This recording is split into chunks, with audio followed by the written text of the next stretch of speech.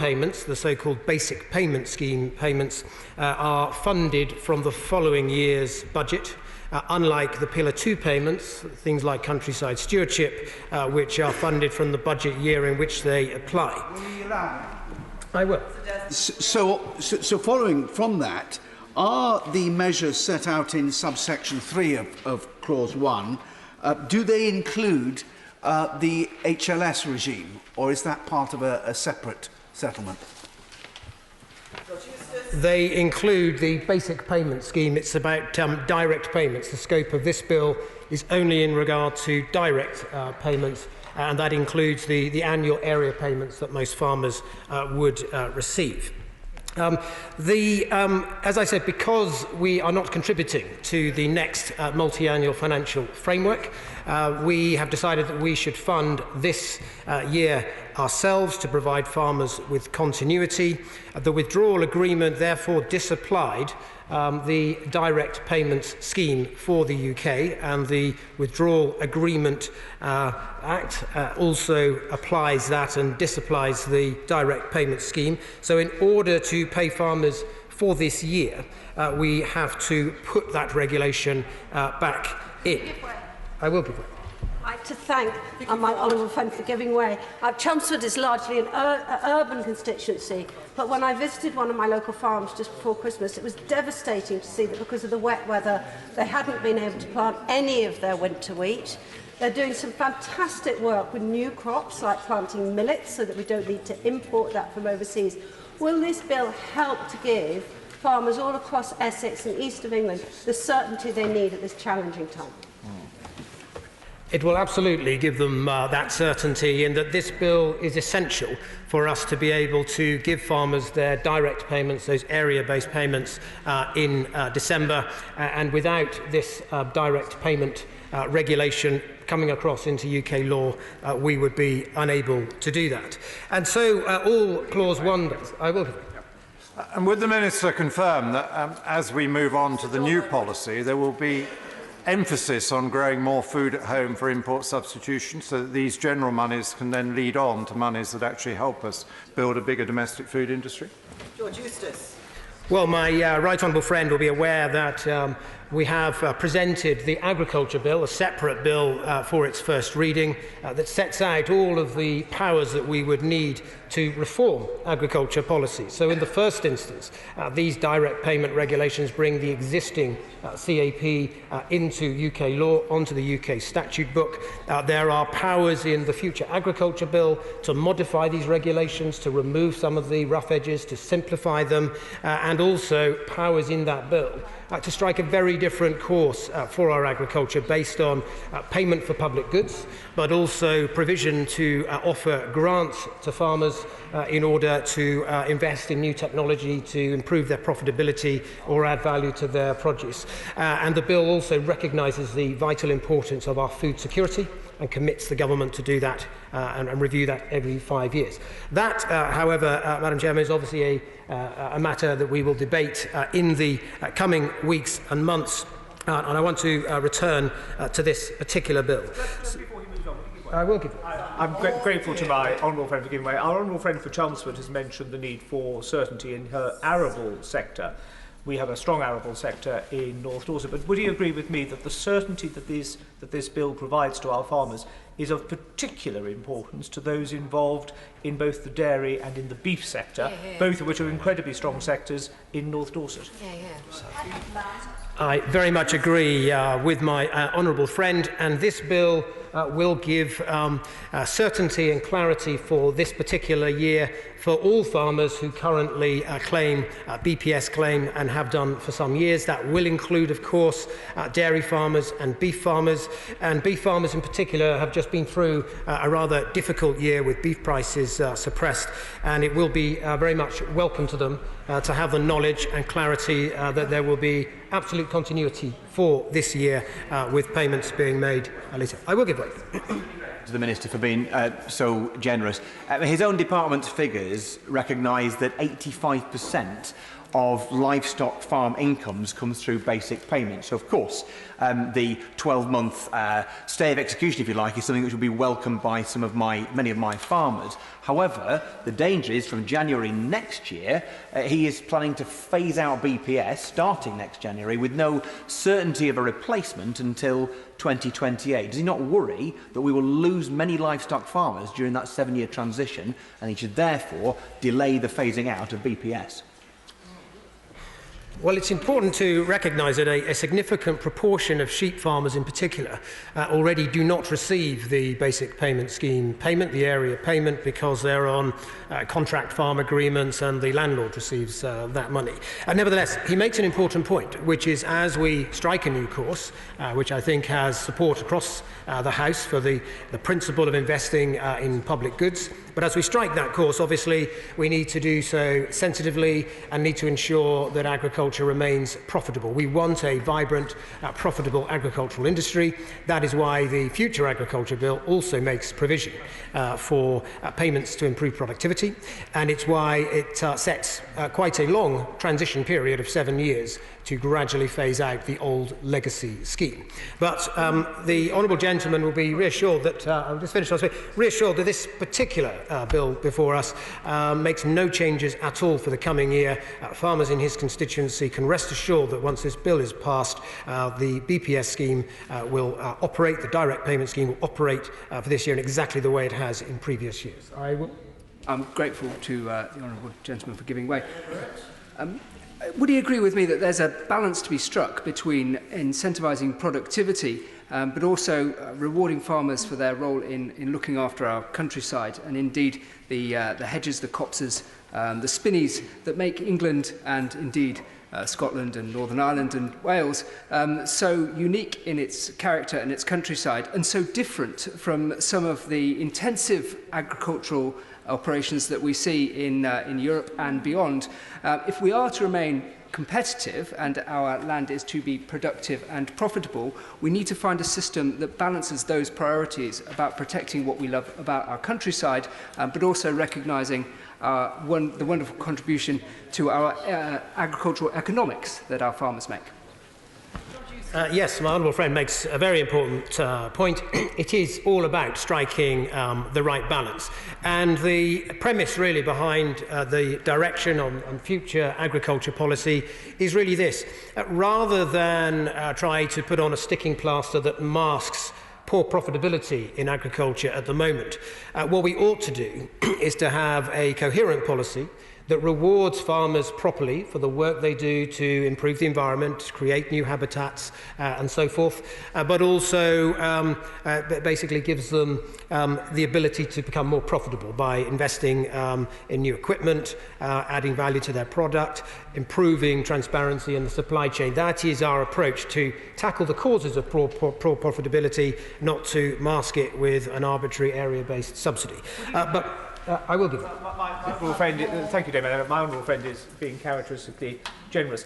I hope he will agree with me, and I'm going to say probably most people in this House, that as important as this bill is, and indeed the agriculture bill to which he's already referenced, it will be of nothing if we do not have some form of equivalence clause in terms of food imports in order to ensure standards of both animal welfare and public health. Because without that, all of the good intention of the Minister, this bill and the future agriculture bill will come to nothing if we suddenly find ourselves swamped by cheaper imports which make all of those countryside issues referenced by our honourable friend the member for Milton Keynes absolutely irrelevant.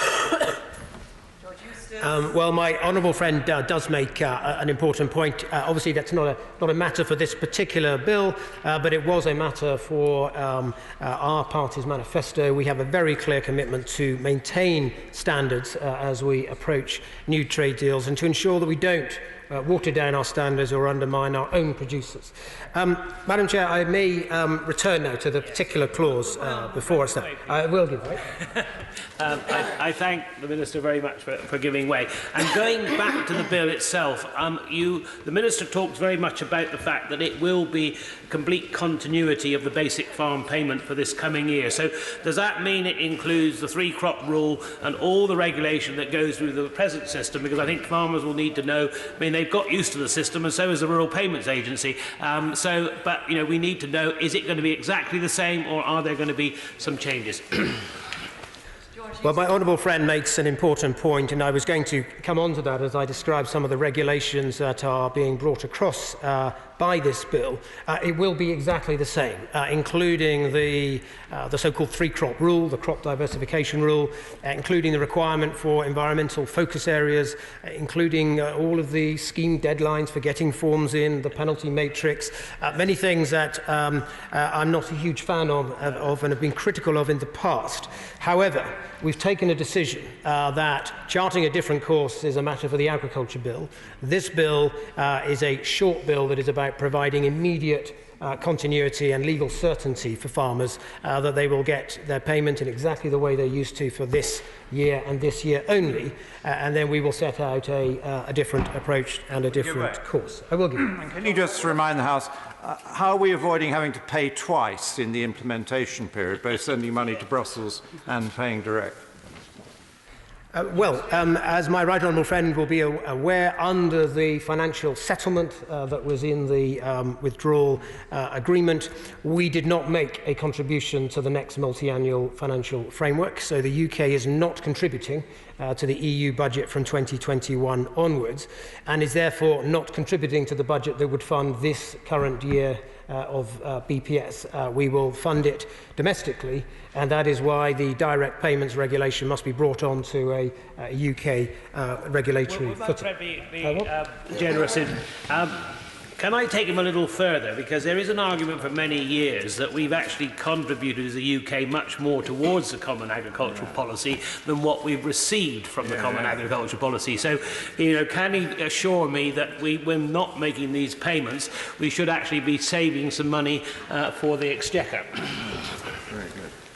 Well, my honourable friend will remember the debate that took place, obviously, in 2016. It is the case that the UK has typically received back roughly half of what it put into the EU budget, and so it is the case that our contribution to the Common Agricultural Policy on average has been double what we've received back from it historically. I will. Well, just further to the intervention of my right honourable friend, the member for Woking, just to absolutely understand this, I think what the question was is, in this transition year, we effectively pay as if we were members, but we're also funding domestically this farming payment from this bill. Is it netted off, or are we in effect paying more for this year overall? Does that make sense? Well, it is complicated as ever with the Common Agricultural Policy, but I tried to explain this point in my opening remarks. It is a quirk of the way that the EU budget works, that the Pillar 1 payment, the BPS payment, those area payments, they borrow the money from the next year. So because the payments are made typically from December onwards, the money comes out of the 2021 budget. For the Pillar 2 payments, it comes out of the 2020 budget, the year in which it's spent. So put simply, we have not contributed to the 2020 CAP budget because it's borrowed from 2021. And I know that's complicated, but in essence, we are not paying twice. It's simply a quirk of the way these budgets work. I will give it, yes. On that point, would the Minister agree with me? Am I right in saying that it's the Welsh Government that takes 15% of the direct payment away from farmers and transfers it into Pillar 2, and that's the most any government across the European Union can take? Yes, my honourable friend is right. Under the existing Common Agricultural Policy, there is a provision for something called modulation, where member states are able to transfer a chunk of money from Pillar 1 to Pillar 2. Wales currently transfers 15%, modulates by 15% from Pillar 1 to the Pillar 2 budget. England modulates at the rate of 12.5%, and Scotland and Northern Ireland, I think, modulate considerably less, but still a little bit. So there is a provision for that. That provision does come across through this regulation and this bill before us today brings that regulation onto a UK statute. So, Madam Chair, without this clause, both the government nor the devolved administrations would be able to continue to operate the 2020 direct payment schemes, and I think this would severely affect the agricultural industry, threatening the financial viability of agricultural producers who've planned on the basis of continuity of payments for this year. The Direct Payments Basic Act and the Implementing and Delegated Acts will become domestic law on exit day as opposed to the end of the implementation. I will give way. Climate change is a threat that we must all take action to tackle, and it's something that my constituents in Stroud and my farmers care deeply about. Does my right honourable friend agree that the agricultural bill and these coming changes provide us with a great opportunity to encourage greener practices in the world of agriculture? Minister. Yes, my honourable friend makes a very important point. As we adopt a new course on agriculture policy in the future, one of the key objectives set out in the agriculture bill recently published was a climate change objective, and it is absolutely the case that we should be supporting farmers to farm more sustainably, to reduce their emissions of greenhouse gases, and that will be a matter for future policy. Of course, this particular bill before us today doesn't envisage radical change from what's gone before. There are some provisions, the so-called greening provisions, that are brought across by this bill that have potentially a modest impact on our carbon emissions and climate change, but addressing this issue properly will be a matter for future policy. Now, I want to go through some of the key regulations that we are talking about here, Madam Chairman. First of all, in Clause 1, subsection 3, it sets out the regulations covered, and that's first of all the direct payment regulation, apart from Article 13. And if I can explain the reason for that, is that Article 13 of the direct payment regulation is still there in retained EU law because the withdrawal agreement bill brought that particular element of this across, so we don't need to bring it across a second time. And that is because we needed that state aid provision because the withdrawal agreement committed us to an equivalent approach to the EU for this year. And so the state aid provision was brought across through the withdrawal agreement bill, need not be brought across again. There is then the Commission delegated regulation, EU number 639/2014, which supplements the direct payment regulation. There's the Commission implementing regulation, number 641/2014, which lays down rules for the application of the direct payments regulation. Insofar as relating to cap direct payment schemes, it also brings... I will give way. Pertaining to the amount of payment that our farmers receive in Beaconsfield, for example, we're very keen to still receive these payments, and the Minister is right to bring forward this bill. But what my question is many of my farmers would like to increase their productivity, and they would like to be able to produce more, and they're restricted currently with the cap. So what is the Minister going to be doing, or does this bill deal with that, of allowing farmers to increase their productivity? For example, I have a chicken farmer that would like to increase their amount of chickens and eggs they produce, but they're restricted because of the Common Agricultural Policy and their payments. So is there anything in this bill that would allow them to increase productivity moving out of the EU? Minister. Well, if my honourable friend were to write to me with specific issues around the producer, the chicken producer she mentions, I'm happy to look at it. As a general rule, poultry producers tend not to qualify for the basic payment scheme because it's an area-based scheme. Of course, they could be a mixed enterprise where they have a poultry unit and also some land on which they claim the BPS. And there are also some domestic environmental regulations and a licensing scheme that the Environment Agency runs that would affect certain establishments in the poultry sector. But this particular bill brings across the existing legislation exactly as it is, and doesn't envisage really any change at all, or in fact no change at all. The only change there might be is that with the absence of EU auditors, since this is no longer an EU budget, then the risk aversion, which is a feature of Whitehall, where you have perpetual legal jeopardy, the constant threat of infraction, the constant threat of disallowance risks and arbitrary fines slapped on by EU auditors. The absence of that means that we may be able to have a margin of appreciation in the way we interpret some of these regulations, so that we can, for instance, maybe send farmers a warning letter rather than stinging them with a fine, as we are required to at the moment under EU law. I will. I'm very grateful to the Minister. It is very welcome to us in Cheltenham that in future the government plans to use state support to promote biodiversity on farms to a far greater extent than is permissible under the CAP. But can the Minister give an indication of how we can expect our landscape to change as a result of these very welcome changes to policy?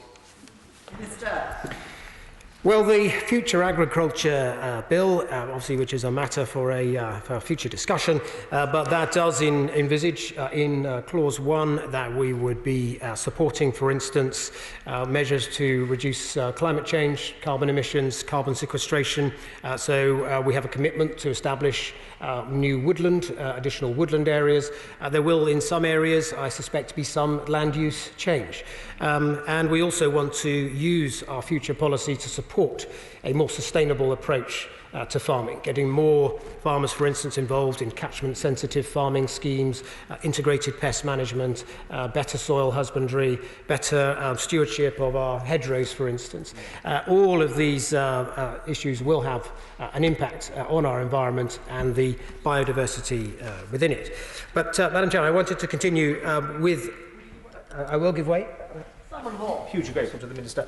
A moment or so ago he was talking about the lighter touch in terms of moving to a warning letter rather than fines, and many farmers will be breathing a huge sigh of relief. What scope does he see within this bill of building on the trend of performance improvement which we've started to see from the RPA, but where there is still some headroom for further improvements, therefore hopefully further de-stressing the art of performing agriculture in this country?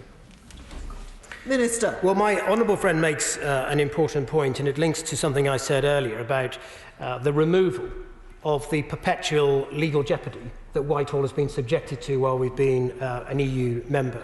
And the issue that we have, particularly in the Common Agricultural Policy, is that there is a system of fines called disallowance risk.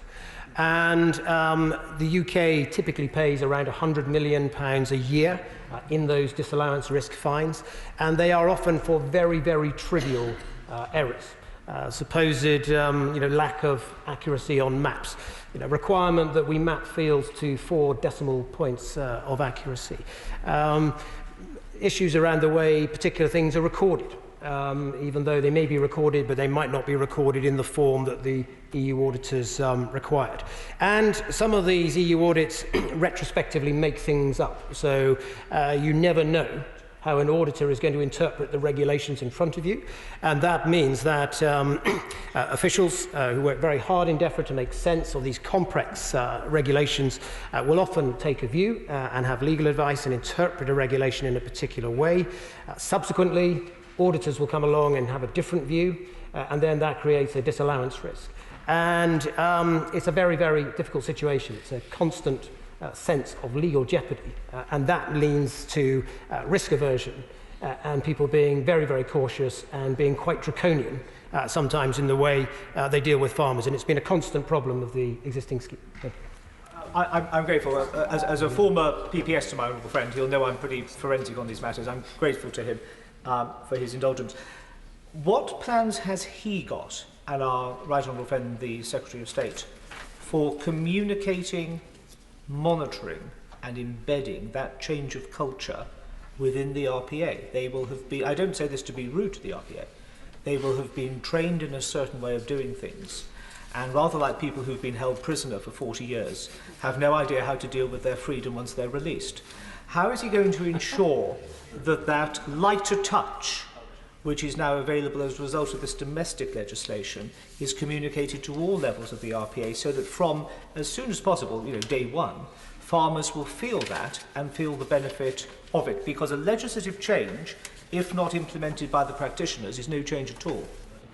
Minister. Well, my honourable friend makes an important point. I think all of us, whether officials in Whitehall or members in this House, indeed generally as a country, we have to get used to our freedom and get used to enjoying our freedom and develop the confidence to exercise judgment in all fields as we leave the European Union and become a genuinely self-governing country again, which is what we will do. And I have already had a meeting with the Chief Executive of the Rural Payments Agency.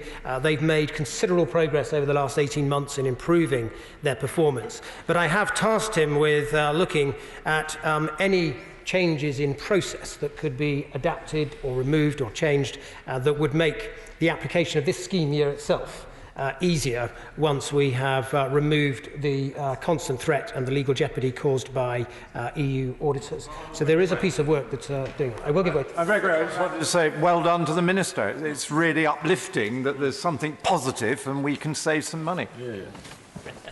Minister. Well, I thank my right honourable friend for that comment. He and I have had a similar view about pan-European legislation for some time, and obviously there are many opportunities as we leave. Madam Chair, I will give way. Many upland sheep farmers, and particularly in my constituency in North West Durham, will welcome not only the extra year and the confidence that can give them for their payments, but also the less draconian approach which the government seems intent on taking. Can he reassure farmers in my constituency further that with the agriculture bill coming forwards in the future, that there will be a phased approach so that they can take time to get used to any new measures in place? Minister. Yes, my honourable friend makes a very important point. This particular bill simply brings across the existing schemes, including, as I've pointed out, all of the so-called greening rules, including all of the cross-compliance rules and so on.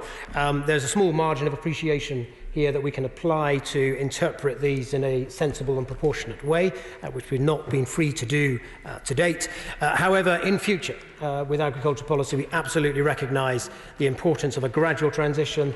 That is why the future policy envisages a 7-year transition with a gradual phasing down of the basic payment scheme, and with support through the new policy to ensure that farmers will have a prosperous and profitable future. I will give it. Thank you very much. Now we're getting rid of the cosh of the legal threat over our hard-working farming community, including in Rother Valley. Can we take this as an opportunity to help educate and upskill our farming community about the importance of biodiversity and increase the flora and fauna in our beautiful areas? I know the farming community in Rother Valley already know this, but what help and other aspects can they have now to actually encourage this? Minister.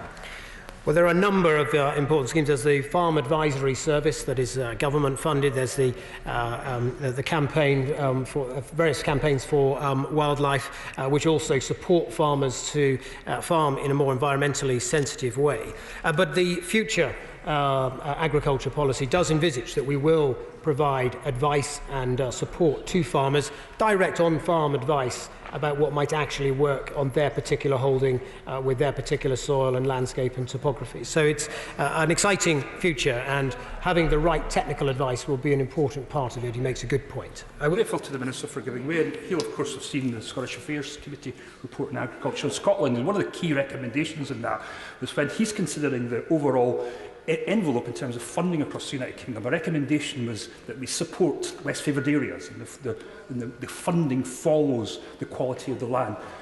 He wasn't particularly enthusiastic about that proposal suggestion. I wonder if he's maybe changed his mind, and if not that, how would he see the central tenet of distribution of funding across the UK based on what? Minister. Well, obviously we will work with the devolved administrations on future funding.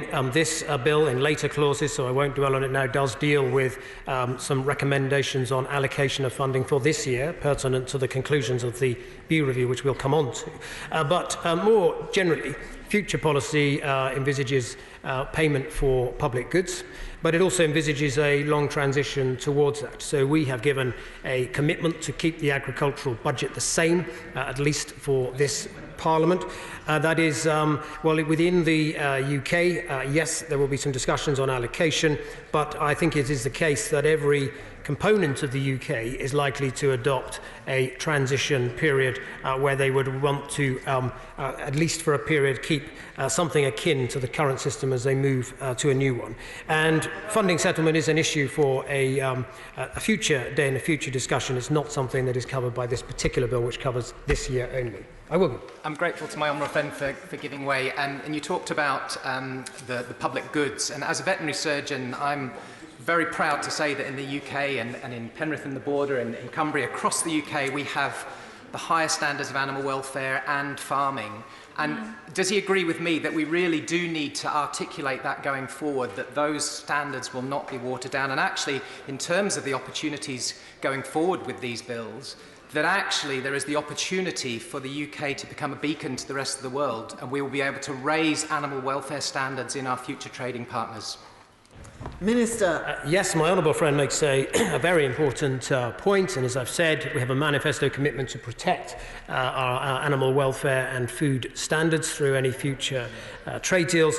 It is also the case that future policy envisage us being able to make payments to farmers, for instance, who enter into a high welfare or high animal health scheme, and we think there's an exciting opportunity here to support high health and welfare schemes that can, for instance, reduce our reliance on antibiotics as well, and that is identified as a very clear public good for future policy. However, Madam Chairman, I am now going to return to Clause 1. I know there have been many interventions on this. I've taken them because we have in this particular clause, it is the meat, in fact, of the bill in that it brings across all of the regulations. And so I will spend... For the sake of clarity, and because we have new members present who might be concerned about whether they're sticking to the rules, the Minister, of course, is absolutely right to, in addressing Clause 1, to address all the other aspects of the bill at the same time, because we have, on this occasion, grouped all of the clauses and amendments together. And so the Minister is perfectly in order, and any member may, at this point, refer to any aspect of the bill that they wish to raise. Minister. Well, thank you very much, Madam Chairman. So, to continue with the regulations that are covered, it also covers the horizontal regulation, which is the regulation that governs the way paying agencies should operate. Commission Delegated Regulation number 907/2014, which supplements the horizontal regulation with regard to paying agencies and other bodies, financial management, clearance of accounts, securities and use of the euro. Commission Implementing Regulation EU 908/2014, which lays down the rules for the application of the horizontal regulation with regard to paying agencies and other bodies, financial management, clearance of accounts, rules on checks, securities and transparency. It includes Commission Implementing Regulation number 809/2014, which lays down rules for the application of the horizontal regulation with regard to the so-called IAC system, the Integrated Administration and Control System, rural development measures and cross-compliance, and Commission Delegated Regulation number 640/2014, which also supplements the horizontal regulation with regard to the IACS control system and for refusal or withdrawal of payments and administrative penalties applicable to direct payments, rural development support and cross-compliance. Now, Madam Chairman, I don't wish to... I will give way, yes. Would my right honourable friend agree that it really does show how this government is leading the fight on climate change, but also protecting our precious farming community? Because not only is this bill safeguarding our payments for the next year, but the whole thrust of the agriculture bill is to allow our farmers to farm in a sustainable, environmentally friendly way that rewards them for protecting and helping our environment. And that really has to be applauded. Minister. Yes, I think my honourable friend makes a very important point, and that is why we have set a very different course with our future agricultural policy, though it is based on payment for public goods, and that we support farmers and properly reward them for the work that they do for the environment. Now, I will. Farming in South Suffolk is pretty generally fairly horizontal, so I welcome these regulations. Fairly flat, but just on a key technical question, as I understand it, all of those regulations, the top level award of payment, the agreement of payment at EU level, is in euros, but of course the allocation for the payment in UK law is in pound sterling. Is there therefore any currency risk through the year to the payments that will ultimately be received by our farmers? There is no currency risk in this year for British farmers because the total size of the budget has already been set by the Treasury, and it's been set at the same level as last year. Now, we have to go through, under these regulations, the formal process of setting exactly what that payment rate is. But having guaranteed the budget and guaranteed that the payment system will be the same, farmers have got a high degree of confidence that their payment will be the same, barring any minuscule changes as it was last year. And he puts his finger on an important problem that there was with the Common Agricultural Policy, and that is that it introduced an entirely unnecessary exchange rate risk for our farmers, in that money was sent to the European Union in pounds and was then denominated in sterling at a fixed point in time, typically in September each year.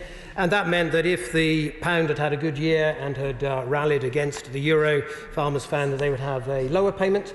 Sometimes when the pound fell, as it did after the 2016 referendum, farmers had a early Brexit dividend and had a higher payment than they might otherwise have expected. But it does introduce an unnecessary exchange rate risk. That risk has now gone. The budget is set for this year. Now, Madam Chairman, I don't want to bore people too much with these regulations. I have listed them all in detail, and there is a reason for that, and that is, of course, in the European Union, particularly in regard to the CAP, there are really three types of regulation. We have the basic regulation, where the Council of Ministers have quite a bit of involvement in shaping those, and through working groups, member states have a vote on those. There are then delegated acts or delegated regulations, where there's far less involvement for the member states, and they have collectively have a kind of veto power but less of an amending role. And then there are the implementing acts or implementing regulations which the Commission pretty much just make up without any involvement, particularly from member states at all. Now, that said, I'm conscious that members of this House will never have debated any of these regulations. Ministers will have been aware of debates and discussions taking place in working groups as the basic regulation was formed. Ministers will have had submissions letting them know that something alarming had been handed down in an implementing act, but we couldn't do anything about it. And obviously in future, as we make regulations, the scrutiny of this House will be brought to bear, and members of this House will be able to engage in every bit of detail of future agriculture policy and provide that scrutiny. But the regulations that I read out may seem like a list of rather meaningless numbers, but for honourable members who are interested what collectively they mean in terms of what the farmer is required to do. The Rural Payments Agency does annually publish something called the Basic Payment Scheme Rules. And for instance, to give a flavour to honourable members, the 2019 rules sets out the key dates that farmers must have regard for that scheme year. It includes, for instance, and this is all borne out of the regulations that are being brought across today, it sets the 1st of January as the official start of the year. From the 1st of January to the 30th of June, that is regarded as the EFA period for fallow land, and that is a period in which land must be fallow if farmers want to claim it. There is then a deadline of the 13th of March is when the window opens and when farmers can start sending their application in.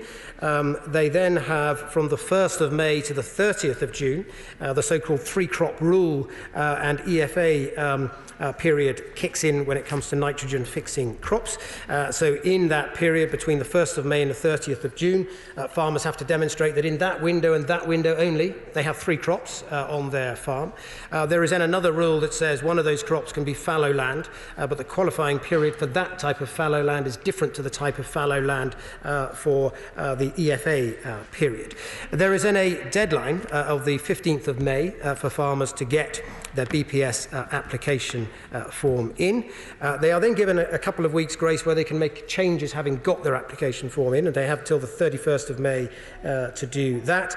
And there is then a late application deadline where farmers are effectively given 21 days where they will lose typically 1% of their payment every day if they are late getting that application in.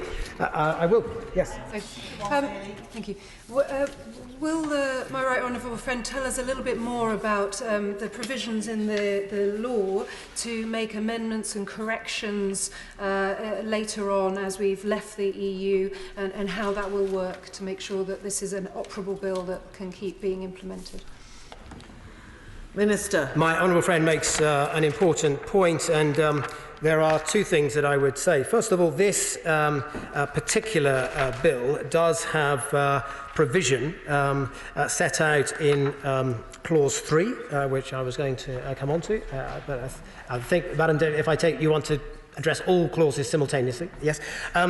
Clause 3 of this bill deals with that in respect of the 2020 year, in that it gives us powers akin to those that were in the EU Withdrawal Act to make particular modifications and particular changes, simply to make this body of law operable. So, for instance, it enables us to substitute the words European Commission with UK Minister or indeed with Devolved Administration Minister. So it gives us the power to bring through subsequent SIs to make this body of law operable.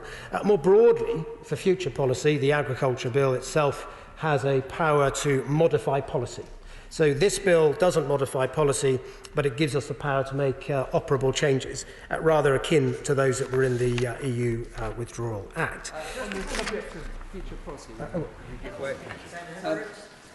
I'm grateful, Madam Deputy Speaker, for the opportunity just to learn the lessons from our involvement in the Common Agricultural Policy over the years, and I think it's important that we take time to consider some of the things that have gone wrong with the Common Agricultural Policy, and on the point of implementing future changes to regulation, recognise that, for example, the set-aside rule, which those of us that were in farming in those days know and loved, would sometimes be the difference between profit and loss for a farm.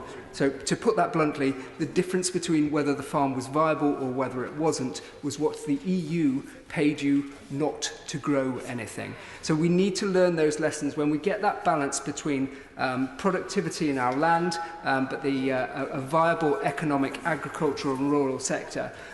How do we take that forward into our future legislation? I'm heartened to hear that we keep that option in this Act.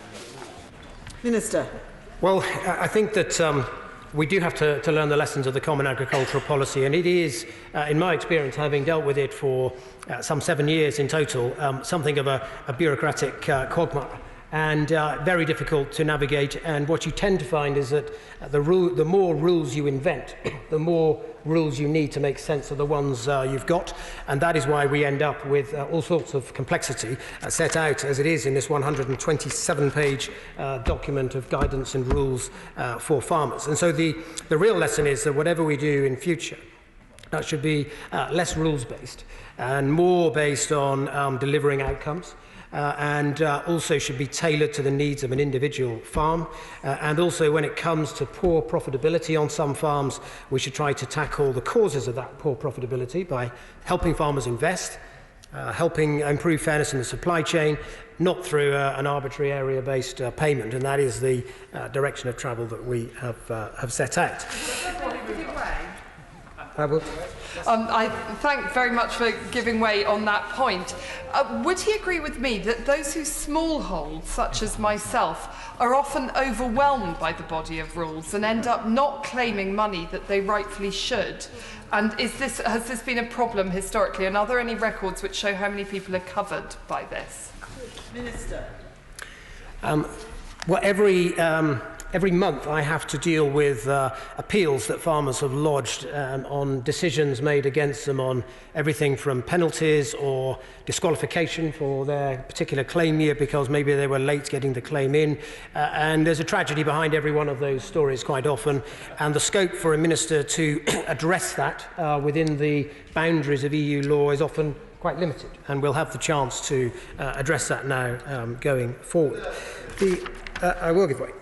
I'm really grateful to the Minister for giving way, and I don't think anybody's going to disagree with him about the need to get rid of overt bureaucracy. But I was in a farmers' breakfast with the Farmers Union of Wales on Friday, and the big concern that my farmers have is that they're going to lose access to their biggest export markets. Over 90% of Welsh lamb and beef goes into the European single market. What assurances can he give that access to that market will remain unfettered following the completion of the negotiations? Yes, I think the honourable gentleman makes an important point. A number of others have raised it about the importance of trade. That can be about protecting our standards in respect of trade deals we do, but also, of course, access to the European market, which is particularly important for some sectors, notably the sheep sector. That is why the political declaration that was agreed as part of the withdrawal agreement, effectively a heads of terms, sets out the ambition to move to 0 tariffs on all goods. And that is the approach that we will be taking as outlined in that political declaration, but it's not dealt with by this particular bill. But I will give way to the honourable. I know I'm pushing the boundaries slightly here, Madam Chair, but was he concerned at all by the comments of the Chancellor of the Exchequer about a week ago when he said there would be no alignment with European standards? But if that's the case, there will be no access to the markets, will there? Well, the political declaration was very clear, and it's implicit in the withdrawal agreement that we've now put in place that there will be no alignment with EU law, but certainly what we are seeking agreement on is recognition of equivalence, understandings based on equivalence. So it is understood that yes, there could be some border checks, there could be some additional paperwork, since we will not be aligning with EU law. And I think that is right. So I wasn't alarmed by what the Chancellor said. I wasn't surprised by it, since it's been in our manifesto and was also in the political declaration, and I fully support that approach. I will give. I'm grateful. A moment or so ago, my honourable friend was setting out effectively the timetable for applying for the new basic payment.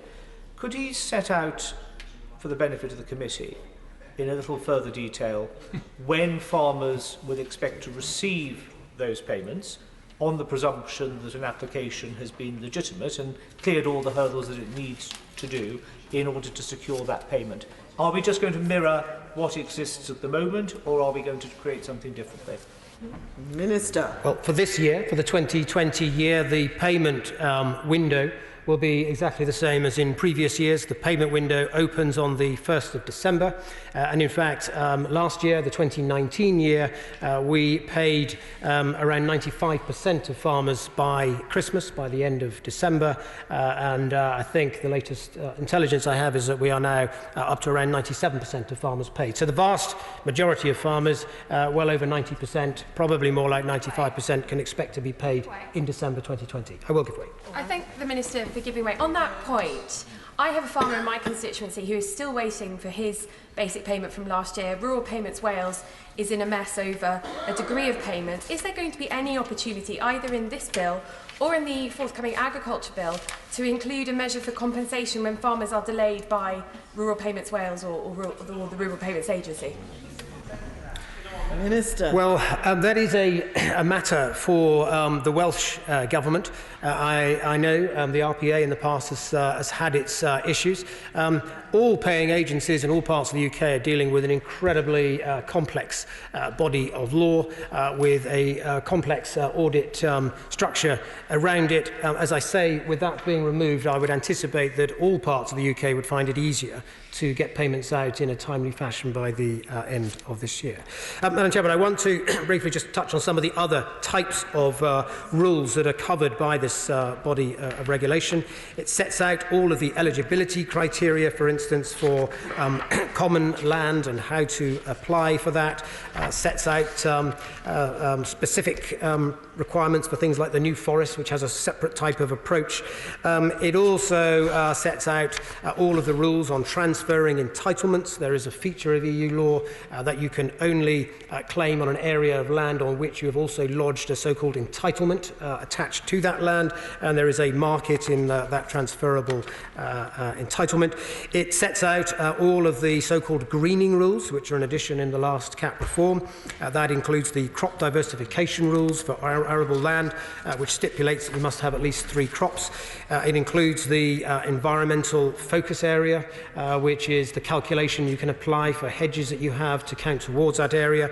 It lists the types of crops that qualify as leguminous crops for the purpose of the EFA rules. It sets out all of the rules on buffer strips, how wide a buffer strip must be when it's alongside a watercourse, whether you're allowed to have arable land or pasture alongside and adjacent to that buffer strip. And the list goes on, and it lists the types of crops that can count towards the 3-crop rule. For instance, it stipulates that a cabbage can be deemed to be the same thing as a cauliflower for the purposes of the 3-crop rule, since they come from the same family. In other cases, it stipulates that certain crops are to be treated as separate. Now, honourable members may well be asking why on earth we will be bringing across regulations of this kind of clunky nature. The answer, as I said at the beginning, is to provide clarity and certainty to farmers for this year only. The Common Agricultural Policy, as currently designed, is a bureaucratic quagmire. We do have no intention of retaining it for the long term, but we recognise that evolving from the system we've got to the one we want to get to will take some years, and in this particular year we are proposing no change at all. Now, moving on, Madam Speaker, I will. I'm very grateful to the Minister, and I appreciate the information and insight, albeit slightly high level, about how we proceed from this bill forward into a future relationship between government and the agricultural sector. How will he detail the relationship between government and the devolved administrations and the industry, and how can they look forward to that two-way communication whereby they can have confidence that the government fully understands the ambitions and pressures within the sector as we develop further legislation? Well, I can say that for this particular bill, the one before us today, we have received legislative consent motions for every part of the UK, including Scotland. It is universally in the interest of every paying agency to have this bill agreed and on the statute book so they can pay for this year. Future policy will be a matter for the devolved administrations, and I know that the Scottish Government will be charting their own course, setting out their own legislation.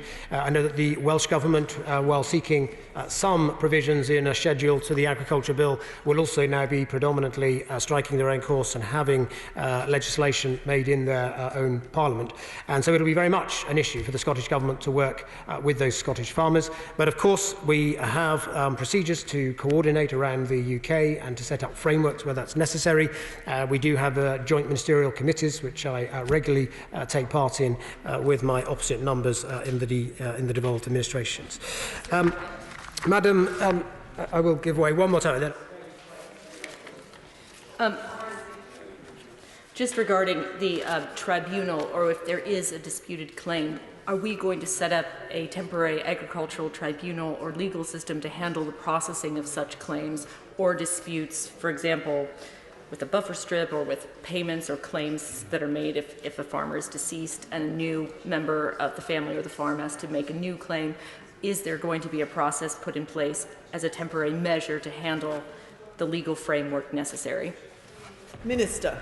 Yes, well, my honourable friend makes a very important point, and the short answer is we have an appeals system in place. We have the Independent Agricultural Appeals Panel, which is a panel drawn from agricultural experts, lawyers, land agents, farmers, for example. It's a lay panel, but it does hear complaints and legal objections to penalties coming from farmers, and then once there is a recommendation from that appeals panel, it comes to the relevant minister, that is me, and I've spent 7 years dealing with these appeals, and I can reassure my honourable friend that I leave no stone unturned in ensuring that farmers, when they lodge an appeal, are given a very fair hearing and that the issues they raised are taken into account.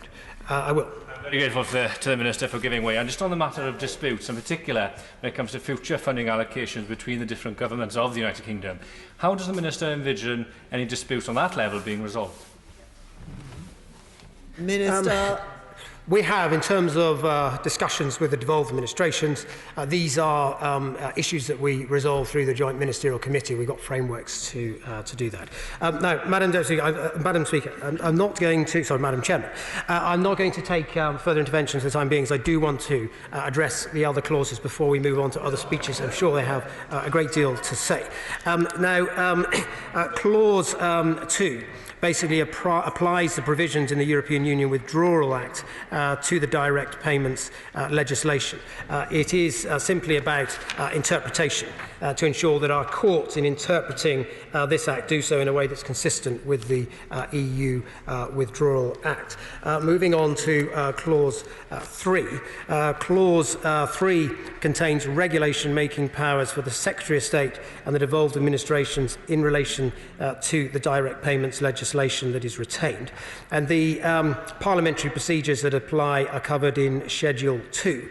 This is really about the power to make operability changes to correct deficiencies, for instance, to change the words European Commission to the relevant authority in England, and so on. It is simply about making the particular provisions that are brought across operable. I know that there are some amendments in Schedule 2 which I'll address when winding up, because I know the Shadow Minister will want to make his points on those before dealing with them. Clause 4 is concerned with the publication of EU law before it is brought across under this bill, and it ensures that the approach taken under the EU Withdrawal Act 2018 to rules of evidence will apply equally to the legislation we are bringing across. It basically means that the law as it exists in the European Journal just before exit day is the form of law that is brought across.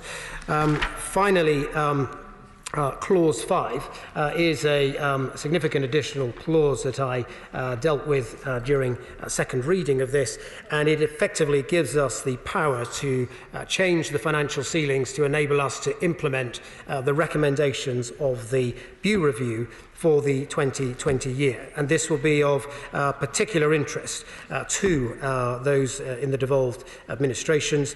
The Bew Review recommended that the Scottish Government should receive an uplift in their allocation consistent with what would have been there under the so-called convergence uplift when that calculation was run, a similar but smaller payment for Wales. The Bew Review also recommended that English farmers and farmers in Northern Ireland should not lose out as a result of the top-up payment made to Scotland and Wales. So I believe that Clause 5 is an important clause for those represented devolved administrations and does give them the financial uplift that some have been calling for some time. And the Bew Review, in our view, addressed the matters that had been talked about for many times around the dispute over allocations. Madam Chairman, at that point I think I will leave it. The other clauses in the bill mainly relate to interpretation, extent and consequential transition provisions and the like. The key issue, as I said, was in Clause 1, which is why I spent so long on that particular clause. Yeah. Thank you. Daniel Zeigler. Well, thank you, Madam Chair, and I'm sure the whole House is grateful to the Minister for the extended and detailed account he gave of Clause 1. It was a gentle rural ramble, suddenly finished with a sprint. A cynic might imagine that the government had finished drafting its statement on Huawei, but that would only be a very cynical view. We have enjoyed, of course, on this side, the great interest we've seen from government benches this morning. I have to say, listening to some of the comments, I hope that there aren't some misunderstandings. I heard at one point, I think, a suggestion that the CAP was going to be used to pay farmers for not producing anything. Well, of course, that is the whole thrust of this government's policy. So I hope government members will look closely at what it is they're suggesting. Now, we, of course, support this bill, and we support that direction of travel. We support this bill, Madam Chair, because there is a clear funding gap between the ending of direct payments to farmers under the cap and the government's considerably delayed agriculture bill, which will of course set out the new system of payments from 2021. And we fully appreciate the need for financial security for farmers in the interim. But we do have a number of continuing concerns about this particular piece of legislation, because we do think it's very rushed to make up for the fact the government, of course, has lost the last 14 months in delays and wrangling, and has reintroduced the agriculture bill just days before we leave the European Union. And unsurprisingly, farmers are anxious, and of course also the urgent environmental action that we need at a time of climate crisis is being delayed. So in this last-minute rush to fill the legislative gap, there have been a number of, in our view, missed opportunities and a number of proposals which, in our view, cut parliamentary corners which are worthy of scrutiny. And our surviving amendments are to challenge the need for ministers to take such direct powers as included the bill by too often using the negative procedure or made affirmative procedure.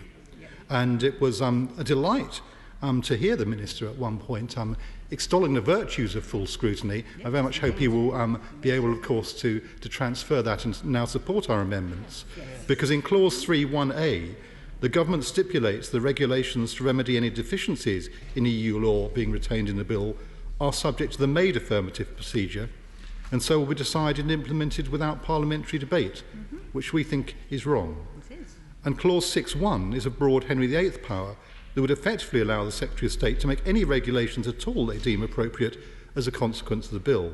Very wide approach, and this has been made subject to the negative resolution procedure, which again allows for no parliamentary scrutiny of decisions being made.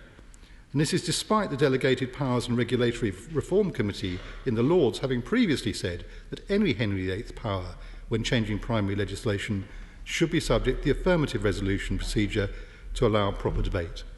Now, we appreciate that in both cases swift action might be needed, and we're supportive and will continue to be. We're simply making the argument that the Minister himself made, that there should be the opportunity to scrutinise such further regulations properly, which of course is the legitimate role of this House. Now, referencing Schedule 2, Amendment 8 therefore deals with Clause 3(1)(a) and our Amendment 10 with Clause 6(1) to subject both clauses to the affirmative resolution procedure to allow for that proper debate. And Amendment 9 is linked to Amendments 8 and 10. Now, I'd impress again that these amendments are offered in a constructive spirit. We very much want the new agricultural bill to work to incentivise a whole range of public goods in return for public money. But the urgency of the need for this change in our farm payment system cannot come at the expense of unnecessary power grabs by ministers. I'd also like the opportunity to raise some concerns about Clause 3, because Clause 3(8) sunset clause, we do have concerns because we think there's a missed opportunity here to allow greater certainty for farmers. And the key question that we'd ask people to consider is this bill's relationship with the agriculture bill, and whether while we await the passage of the agriculture bill, we are giving farmers sufficient certainty. Now, without prefiguring the discussions around the agriculture bill, we know that it is going to be highly controversial in the sense that we do not see any guarantees from the government that they will guard against imports of food in post-Brexit trade deals that are produced to lower standards than our own. That is a very big debate which many organisations, and of course at the weekend in the letters of the government, this point was made very strongly, a great future of British agriculture depends on that key point of just defending standards. This is not likely to be resolved quickly. There's likely to be a protracted issue in any negotiations with the USA, and I think one would have to be a great optimist to assume that that is necessarily resolved in detail by the end of the year. Now, there are also the teething problems that have been raised by the national... Very happy to give way. I'm very grateful to the honourable gentleman for giving way. He raises what is the nub of the argument in terms of equivalence, in terms of animal welfare, general agricultural standards. Does he take, notwithstanding the fact that it will be a detailed negotiation and probably tricky at times, but does he take from his front bench any comfort at all from the words of the Prime Minister, the Secretary of State, the Minister of State, and indeed other government spokesmen, with regards to the starting point from which they begin, namely there will be equivalence and we're not going to see our markets swamped? I represent a very rural constituency. It's of concern to me. He'll remember that from the earlier agriculture bill. I'm certainly taking great comfort from what the Treasury bench is saying on this issue. Well, I'm grateful, and I'm sure it is an issue that we will return to over coming weeks and months. All I'd say is that we hear what they say, but the simple way of resolving it would be to put it into legislation in the bill, and I think that is what many people would like to see. The point in this context is it's unlikely, I think we may all agree, that it's not easy, and it may well take time, and it will be difficult, and that is the point I'm making about this bill. Now, alongside that, in terms of potential delays, there are also the teething problems that have been raised by the National Audit Office around the government's planned environmental land management schemes that are terribly important for the future and way in which our rural areas will be supported. Now, add that to the 14-month delay that we've already seen with the Agriculture Bill, and frankly on this side, we are simply not convinced that everything will be in place for the new farming payment system by the end of the year. Now, we want to see an urgent shift to a payment system that rewards public goods and environmental protection and welfare standards.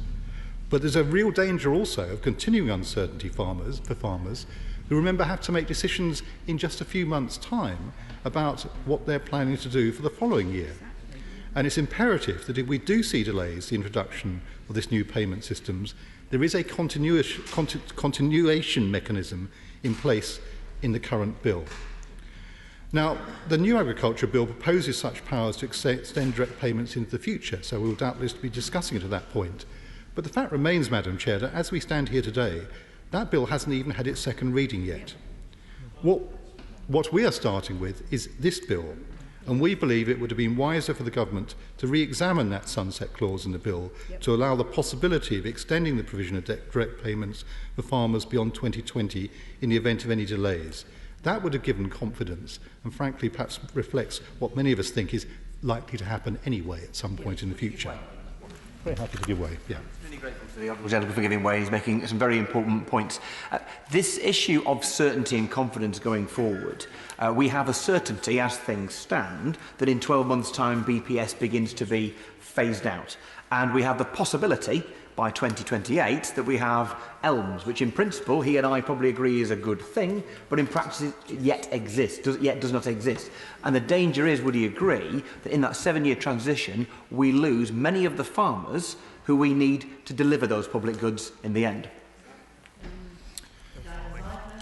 I'm grateful. I suspect this is a discussion that will be continued, but he makes a very, very important point. And of course, as I said at second reading, we've replaced certainty in the system with the only certainty being now of uncertainty in the future. And that makes it extremely difficult for people who are planning ahead. Now, Madam Chair, the government have obviously expressed total confidence that such a further period of direct payments won't be needed. I wonder if in a year's time we'll be having this discussion again.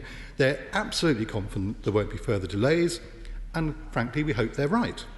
But if they're not, I suspect that we and others will be quick to remind them of the problems that they've caused by failing to prioritise safeguards for such an extension.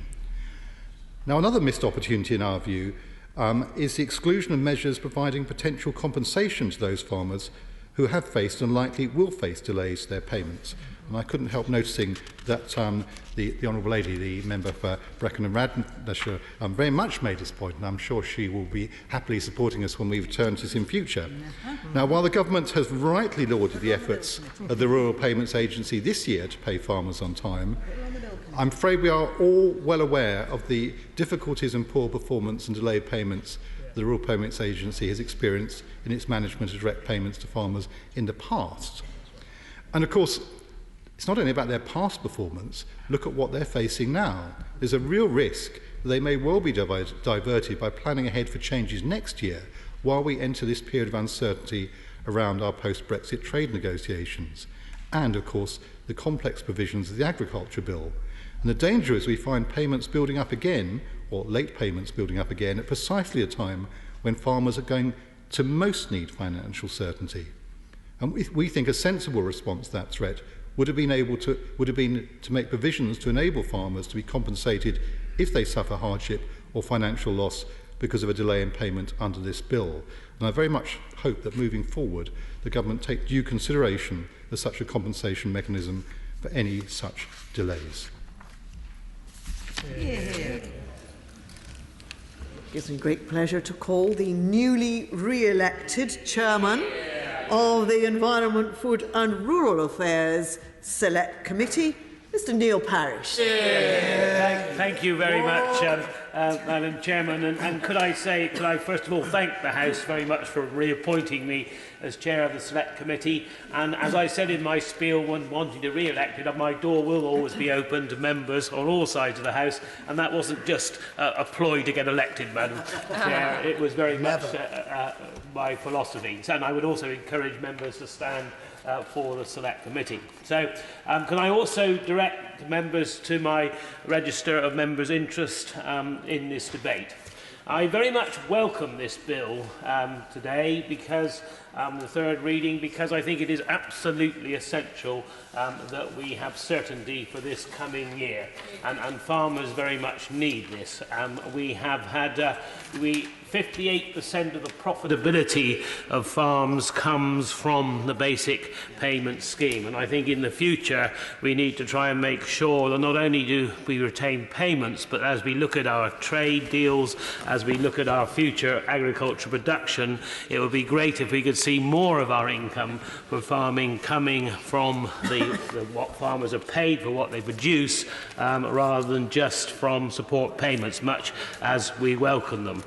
And can I also thank the Minister for his very frank and open and very detailed breakdown of this bill. And I will take the opportunity, Madam Chair, which you have suggested, that we deal with all the clauses very much together. And can I also thank the Minister very much because over the years he really has fought various cases of hardship on payments very hard. And of course he has very often been stymied by the rules put down by the Common Agricultural Policy. And so I think I probably have interpreted what he has said in the right way, and that is even in this coming year he will have a little bit more flexibility on how he deals with that, because I think it is absolutely essential.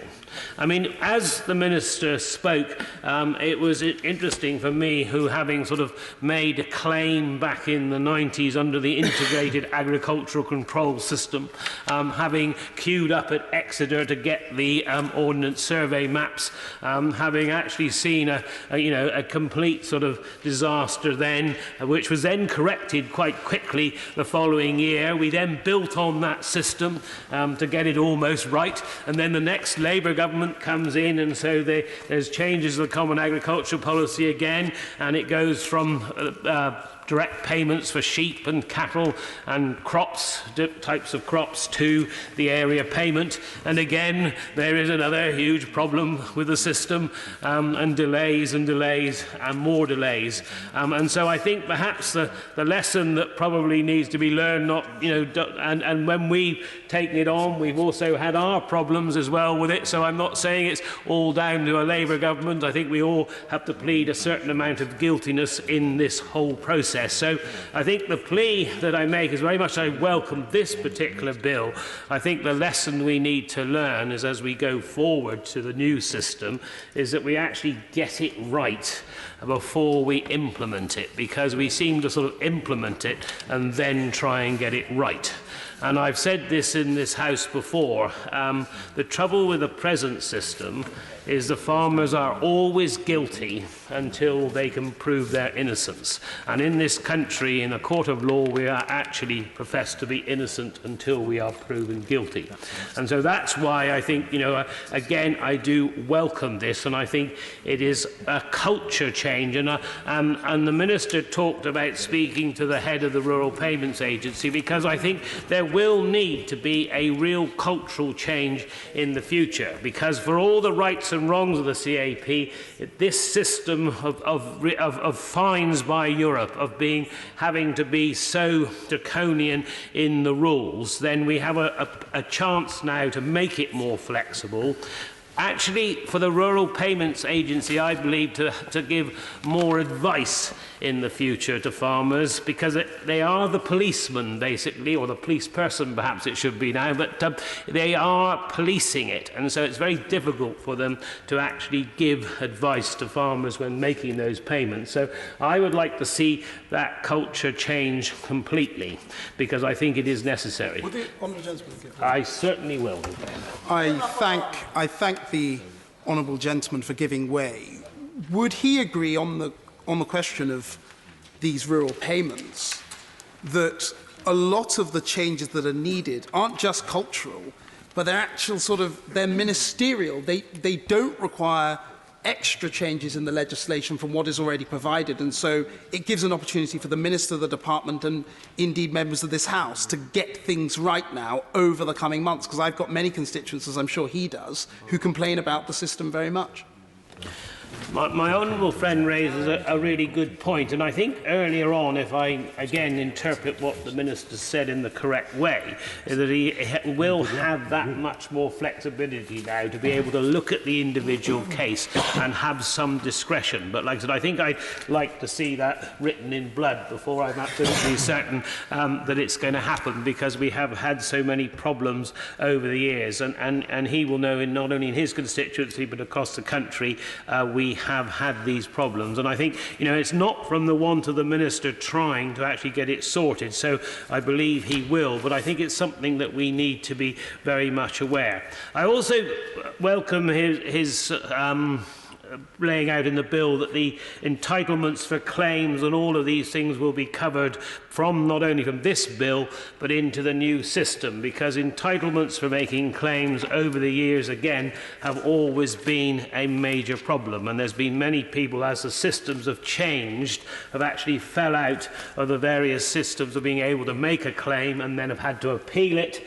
Some have been allowed, some have not, and there has been some real hardship in some cases, and so I think this is quite important as we move forward. And one honourable member on our side also made the point on small holdings. It'll be interesting to see what do we do in the future, because at the moment we exclude any payment under 5 hectares. Now, if that's an area payment, I can see some logic to that because of the number of claims.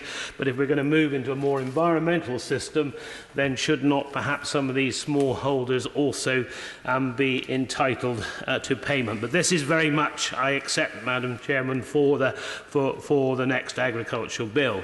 But I think what this bill does allow is for continuation of payment and actually hopefully some flexibility. Now, the Bow report, the recommended changes the way in which the UK CAP funds are distributed among the UK nations following the review that the government increased the amount of direct payments for Scotland and Wales. And I very much welcome the money going to Scotland and Wales, but as an English farmer and representing an English seat, naturally I want to make sure that that goes as extra money and not at the expense of those payments coming to English farmers and Northern Irish farmers, and I think I've had the assurance from the Minister that that is the case. Would my honourable friend give way? I certainly will. Thank you very much. I appreciate it. I wonder if you would agree with me that my farmers in Brecon and Radnorshire are at somewhat of a disadvantage in that the Welsh Government wants to phase out direct payments much faster than the UK Government. So my farmers who sit on the border between England and Wales will be looking over the hedge at neighbours who enjoy an awful lot more support from their government than they do. Yeah. I very much welcome the new honourable member to her seat here, and it's great to have her here representing Brecon and Radnorshire. And she makes a very interesting point because, like I said, I actually believe that perhaps we are almost going ourselves too fast in transferring from one payment to another because of the history of not always actually getting it correct in the first place, and so therefore I would actually take a bit more time. So the idea that the Welsh Government is actually going faster, I think is the wrong way to go, because you've got to actually make sure that the environmental schemes are up and running, that they are delivering from the environment, but they're also delivering cash into the pockets of farmers. And I will just a moment. And I've made this point last week when I said that in the second reading is that it's some farmers, I think, believe that they can replace all the money that comes from the basic farm payment with the new environmental schemes. They may or may not, perhaps some on permanent pasture ground in upland and grassland maybe, others may not be. And I think, you know, in Wales that'll be piling on the agony if they're not at all careful. I will give way. I'm very grateful. I obviously congratulate him on his re-election success. But on that point, I very much agree with him that we do need a lengthy transition and a stable period as we move to the new system, because surely the important thing is investment from farmers, because we ultimately need higher productivity. But in order to get to that, they need to have stability in the interim to plan that investment with security about the outcome until the new system is in place. I welcome the comment from my honourable friend, because he is absolutely right. Because the problem I see in the future, not only with this particular bill, but with the future bill, is that we talk much about, quite rightly, about enhancing the environment. But we also talk about the productivity and the profitability of agriculture. And I think we've got to make sure that the two actually knit together. I'm not absolutely convinced that they do at the moment, and I'm sure the Minister and Government will persuade us otherwise. But I absolutely accept what he says, because I think, you know, the farming, farmers will not want to, and in fact, you know, it's not the way forward for them to earn all of their income from environmental payments, and so therefore they need to earn an income from what they produce. And I think that is the important bit, is how do we have a productive agriculture and a more environmentally based agriculture, and how can we incorporate the two. And I'm sure we can, and I know the Minister has many ideas, but like I said, I look forward to that. So I just really wanted to talk also a little bit about in this bill, we've also got, you know, the rural development money that also goes, the RDPE money that goes perhaps sometimes to rural areas, may sometimes go into village halls and all sorts of wider aspects. So I take it that this bill will also cover those sort of payments for the forthcoming year, because I know in my part, in the Blackdown Hills and others, this is very important. I also the UK Government, also the point that when I raised the question while the Minister was speaking on this issue of our payments to the EU. I don't think I got a complete answer on this one, because while the Minister assured us that we will not be making a double payment, i.e. the payment that we pay to our farmers then won't be also paid to the EU. But the question I asked, and he may be able to actually deal with this in his summing up, is that at the moment we pay more into the Common Agricultural Policy than we receive from it. So therefore, in some degrees, we subsidise agriculture across the whole of the EU. So surely, as we leave this year, we will not be making that payment to them, and so therefore we should be saving money. But I don't know whether we've got the detail of that yet, but I think it is absolutely essential that we do actually make that saving.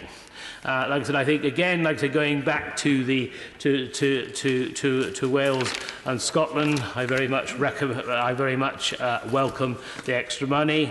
Like I said, I am very much looking forward to the second reading of the agricultural bill next week.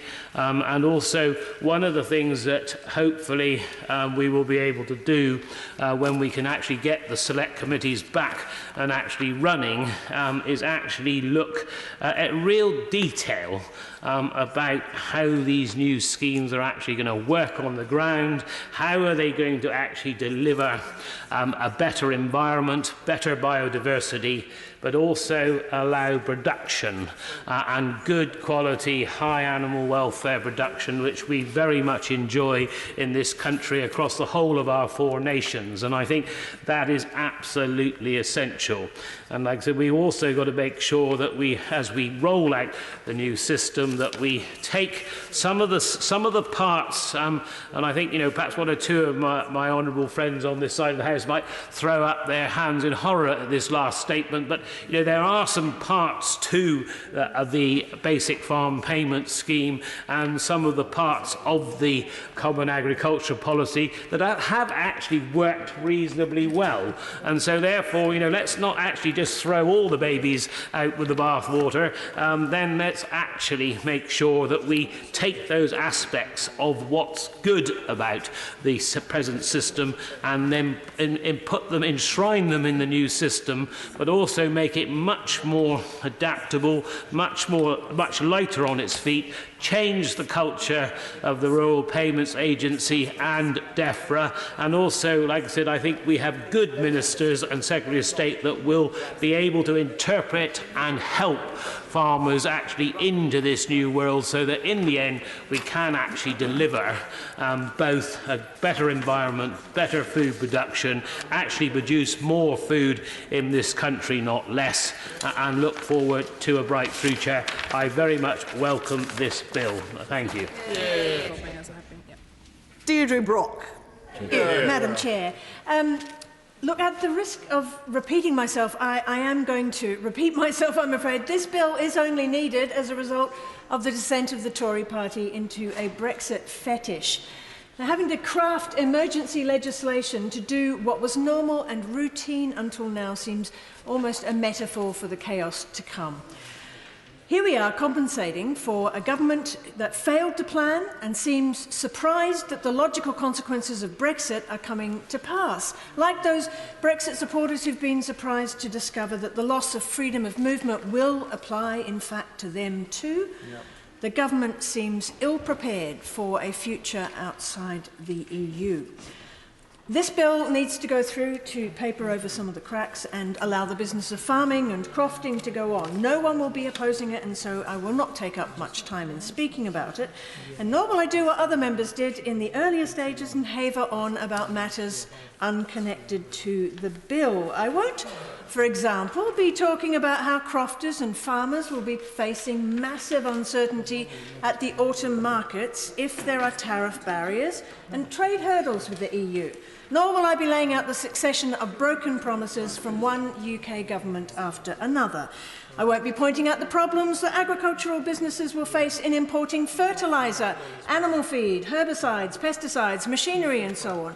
Let all those other things wait their turn in the debates on the maelstrom of Brexit consequences. I may, though, mention the purloined convergence cash from time to time and demand that its return does not simply become a bit of public relations. It should be returned with humility rather than a fanfare. We can hope, I suppose. I do wonder, though, whether ministers have had a chance to consider the questions they were asked and failed to answer last week. Perhaps the minister could have a wee listen, because I'd be very keen to hear his answers. Questions that came from members representing a range of parties and a very wide geographical spread.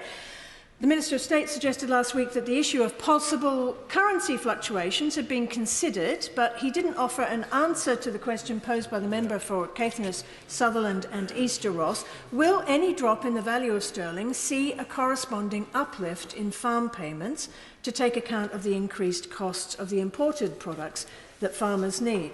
In answer to the member for Carmarthen East and Dinever, asking whether there should be a multi-annual, or whether there would be a multi-annual framework, the Secretary of State said that the details hadn't been worked out yet. Now, surely the basic framework of the scheme is more than the detail. When are we likely to hear details of that? The Secretary of State also said that she had yet to decide on basic payments, and this has been raised by others today. The kind of information that farmers are likely to be desperate to get in order to plan their businesses. When will we see the details or even the outline of them? And more importantly, when will farmers be getting news about how much they are likely to get, or some way to work it out? She also said that the division of monies was yet to be decided, so when will we hear details about the settlement that the devolved administrations will have? While I'm on that subject, Madam Chair, let me get back to the convergence funding, because it is important. That convergence funding was payable to Scotland to even out farm payments, taking the extent of Scotland's less favoured areas into account. Last week, however, the Minister said there will be an uplift in funding for Scotland and Wales to reflect their severely disadvantaged area status, and that the uplift for Scotland and Wales will be paid for with new funds. There will therefore be no loss to the BPS payments for English or Northern Ireland farmers. So that means that there is no levelling of payment, that Scottish farmers are being shortchanged again, and that severe comparative disadvantage that severe comparative disadvantage the Minister referred to remains. So can the Minister give assurances that there will be additional funding coming to Scotland and, of course, going to Wales to address that imbalance? That is, after all, what the convergence funding was supposed to do. We also have the unsettled issue of long-term guarantees. Will Scotland's farmers be able to rely on the cash going to Scotland from the Treasury? Yep. Will the funding keep pace with the inflationary costs that farmers and crofters will be facing? And it really concerned me to hear the Minister's language earlier on future support as the English system moves away from providing support for food producers. Will the funding available for Scotland's food producers be maintained in real terms? Now, it seems clear to me that the proposed scheme for England will be storing up some serious long-term problems in food production without actually delivering on the public goods that the environmental campaigners hope for. Now, that will become clearer as modifications to those public goods are made under Section 50 of the new Agriculture Bill. But the ability to provide subsidies for grass moors and monoculture forests is already written into the first section of that bill. Now, those will be matters for English politicians and campaigners to debate in the main. As the Shadow Secretary of State said last week, farmers will be asking how it affects them. My concern, though, is for the effect that this may have on Scotland and Scottish food production. So, what guarantees can the ministers offer us today about the security of the future funding of Scottish farms, crofts and food production? This bill will not be opposed, but equally those questions will not go away. Yeah.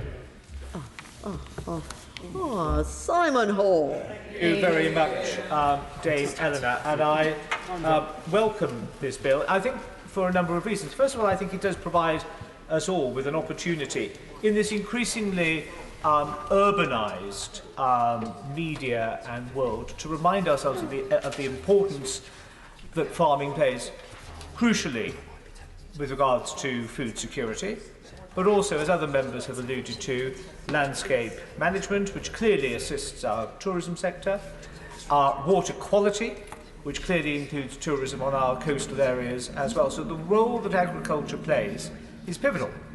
Part of the problem is that a lot of people only glean their knowledge or experience of farming and the agricultural sector from country fowl and the archers.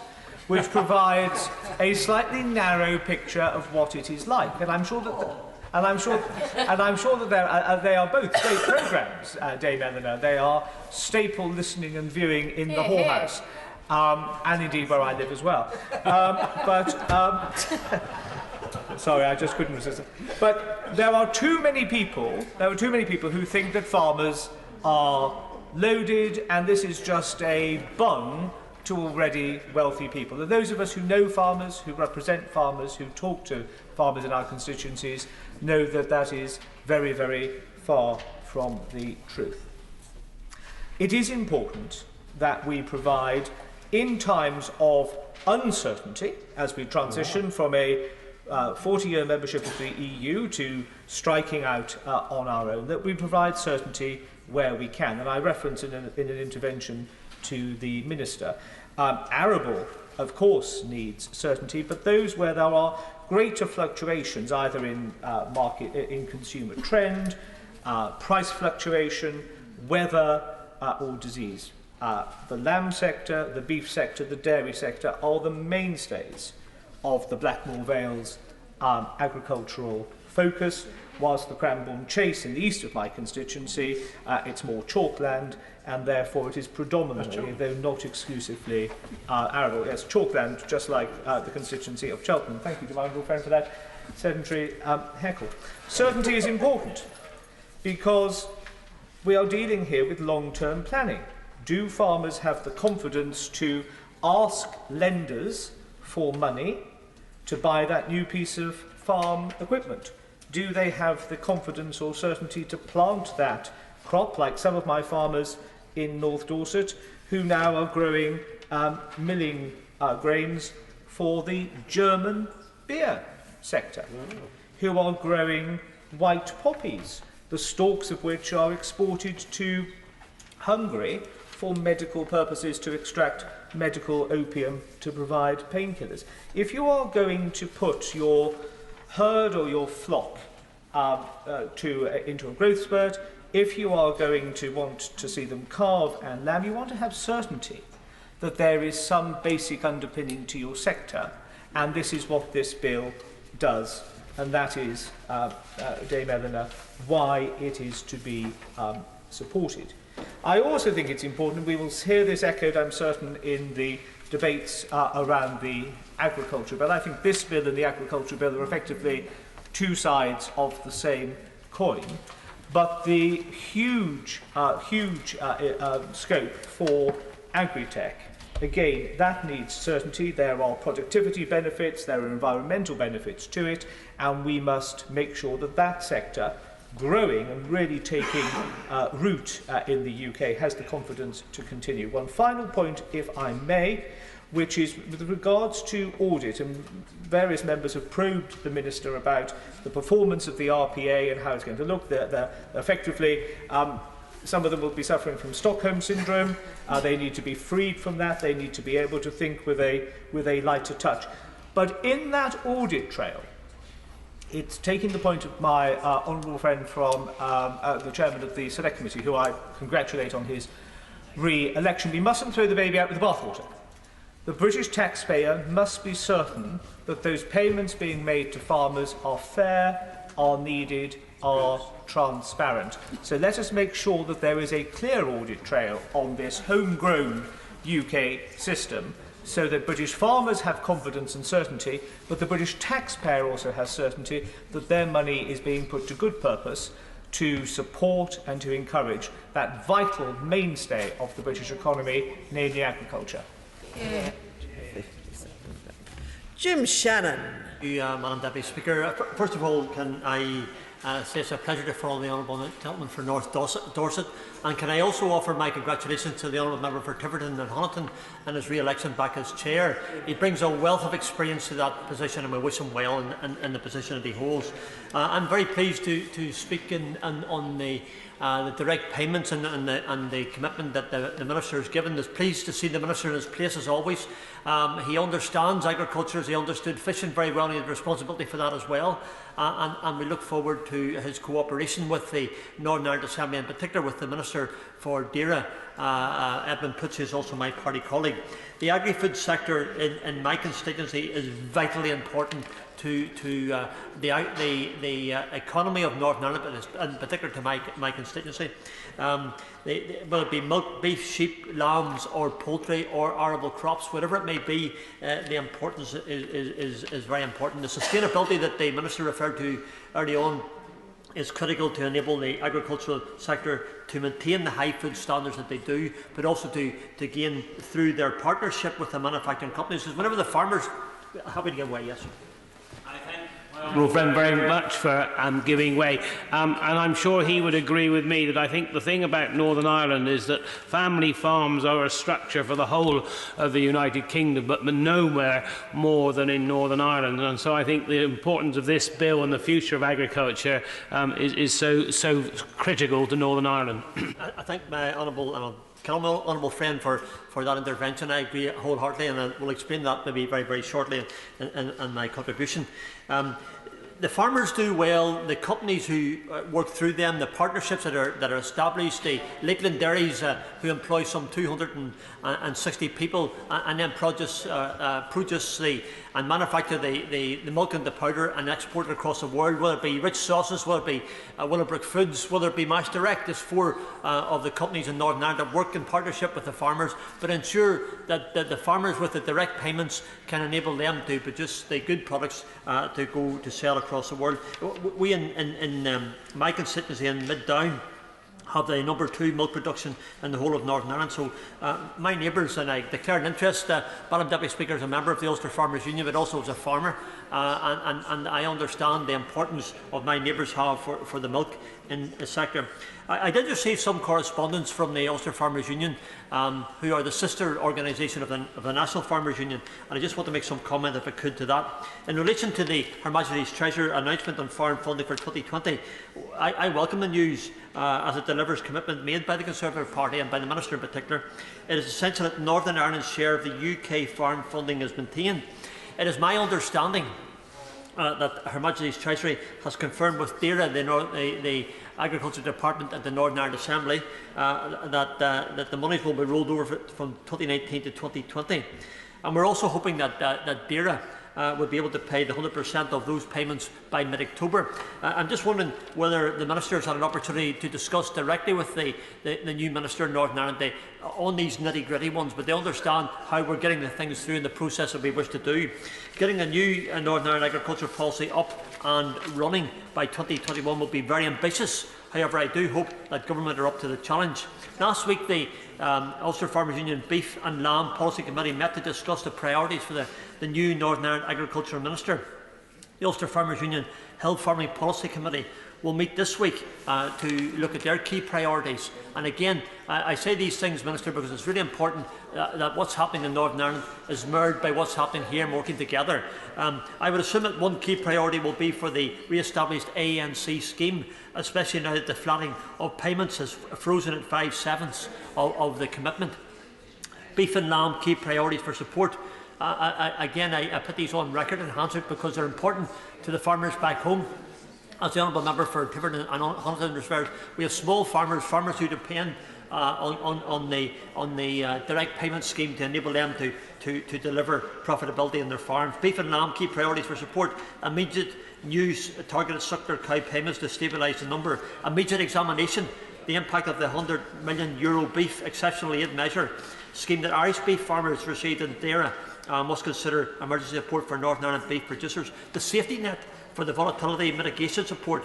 Ulster Farmers Union would request that a deficiency slaughter premium scheme be established for the Northern Ireland beef sector.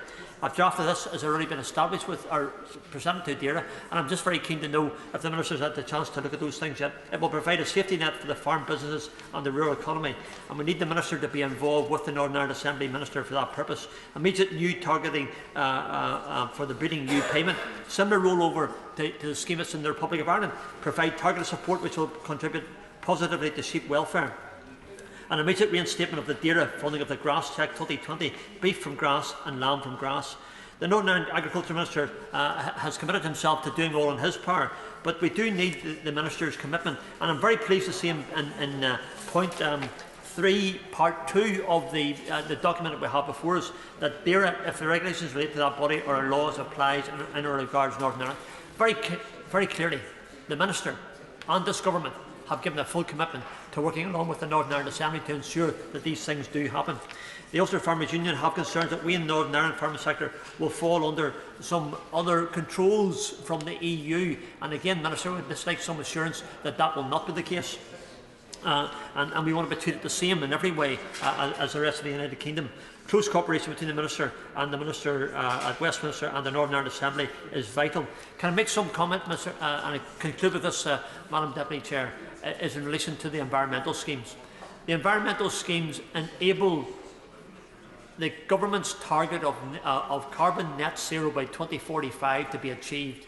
Those schemes are critical for that. The tree planting, for instance, that will become the lungs of the world. They then worry grouse project, for instance. It's one of those schemes that's sponsored through this direct payments. But that scheme enables the environment to grow and sustain itself and be there for the future. So I very much like the welcome what the Minister has said.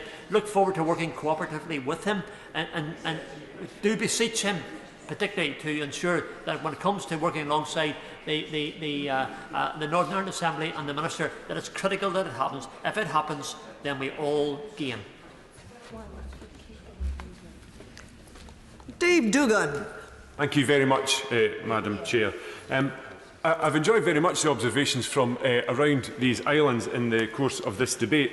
And I'd like to reflect on the answer the Minister gave to me and perhaps maybe offer him an opportunity to expand a little bit on that answer in his summing up in terms of my inquiry about how ministers of the UK Government would interact with the agricultural sector, its representative bodies in the NFU and the NFUS, and ministers in the various devolved administrations about how we take forward the next cycle of development of a post-CAP, post-EU agricultural framework for the United Kingdom, because whilst the devolved administrations have substantive authority and control over many of these issues, devolved administrations are necessarily subsidiary to the UK, and whilst I wish that that perhaps weren't the case, in fact I definitely wish that that wasn't the case, insofar as it remains the case, it is incumbent in my view for ministers to take a cooperative and collegiate approach to setting objectives about how we deliver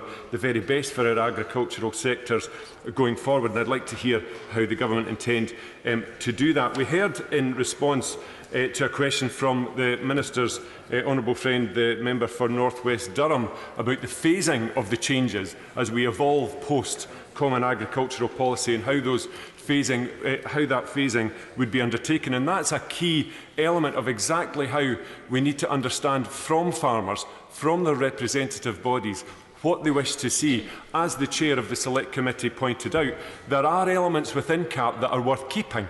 I'm sorry to have him return to his place. There are elements within that are worth keeping, and the Minister would do well to make sure he liaises with people on the front line of agriculture about what those elements are.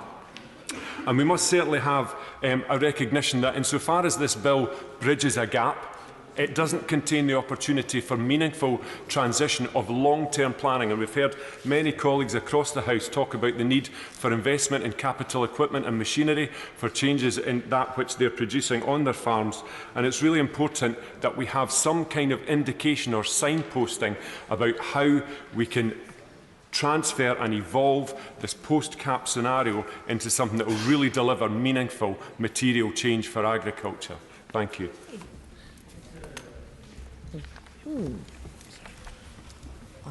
Does the Minister wish to give a very brief reply? Minister.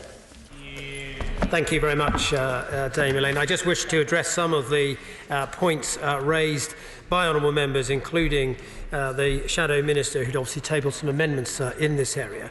First of all, on the claim that this had been rushed, the reason that we need this legislation through now is that we cannot allow an air gap to open up in the application of these regulations. We leave the EU at the end of January.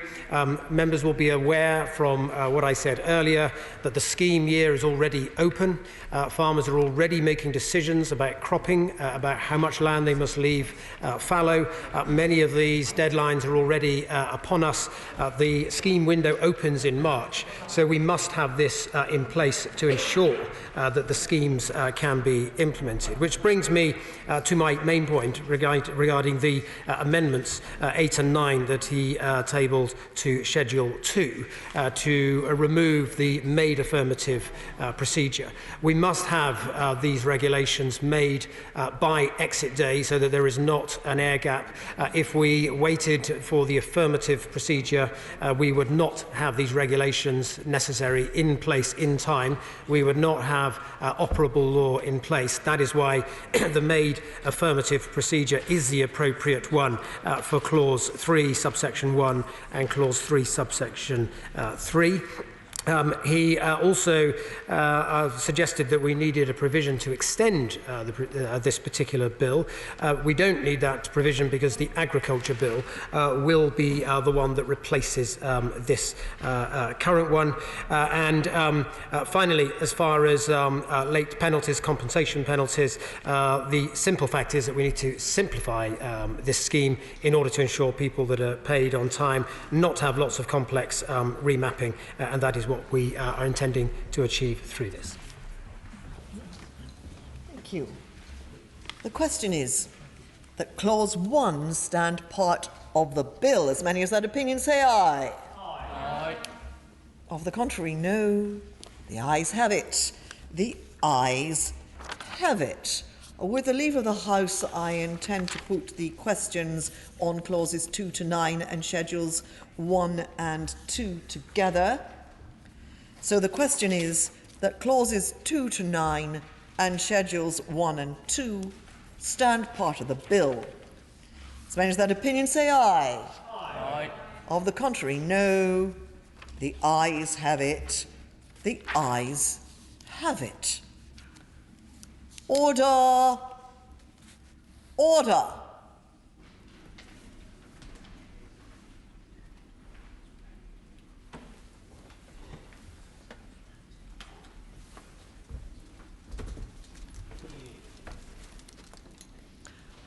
Order.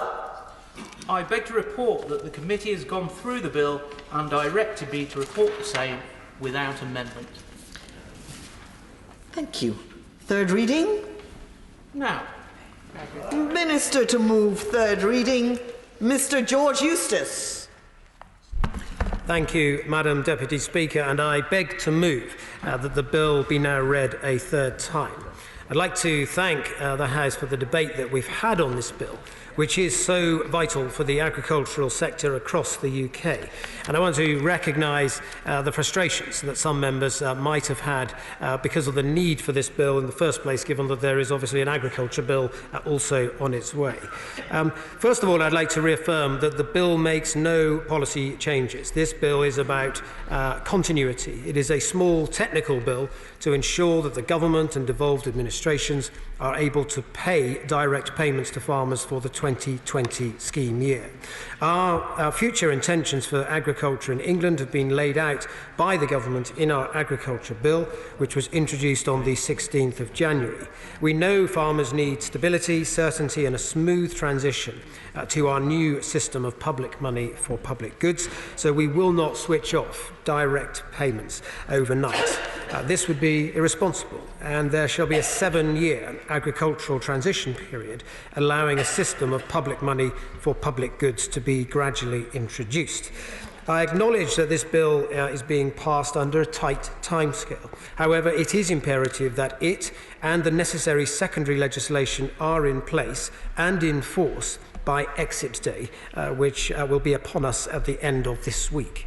The withdrawal agreement will stop the cap direct payments legislation from applying in the UK for the 2020 scheme year, and this was intended so that the UK would not have to pay into the EU's next budget cycle, which funds the 2020 direct payments year. I will be.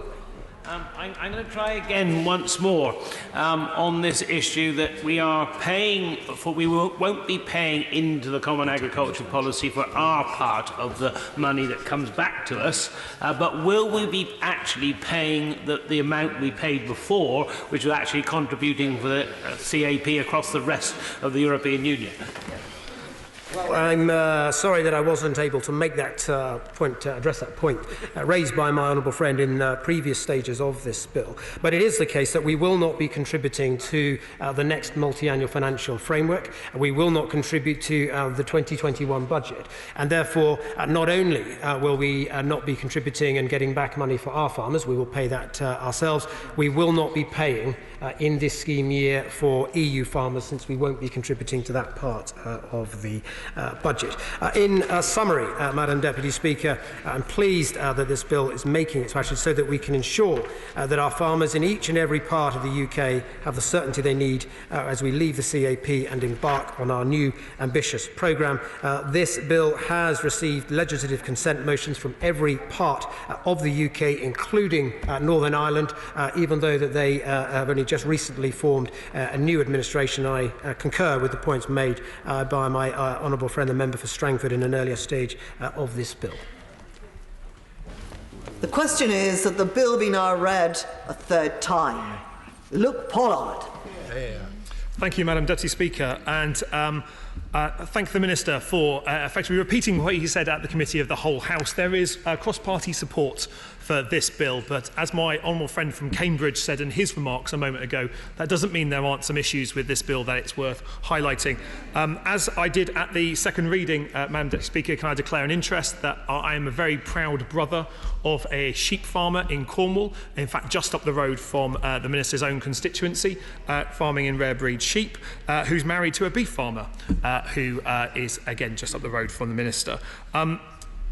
We won't be opposing this bill today, but I think the context in which the Minister set this out needs the addition of the climate crisis to be part of this, because listening to the remarks of government members, there does seem to be a slight disconnect between what is in this bill and indeed the forthcoming agriculture bill and what is in the notes that they're being given out to read. Because it's really important that we get this right. The government is proposing moving from a system of supporting farmers via the land that they own to a system of supporting farmers based on the environmental land management and other environmental public goods. This is a good scheme if delivered correctly. It is not a subsidy for productivity. It is not a subsidy for food production. And I'm concerned that listening again to some of the speeches from second reading, that not all government members have quite understood this.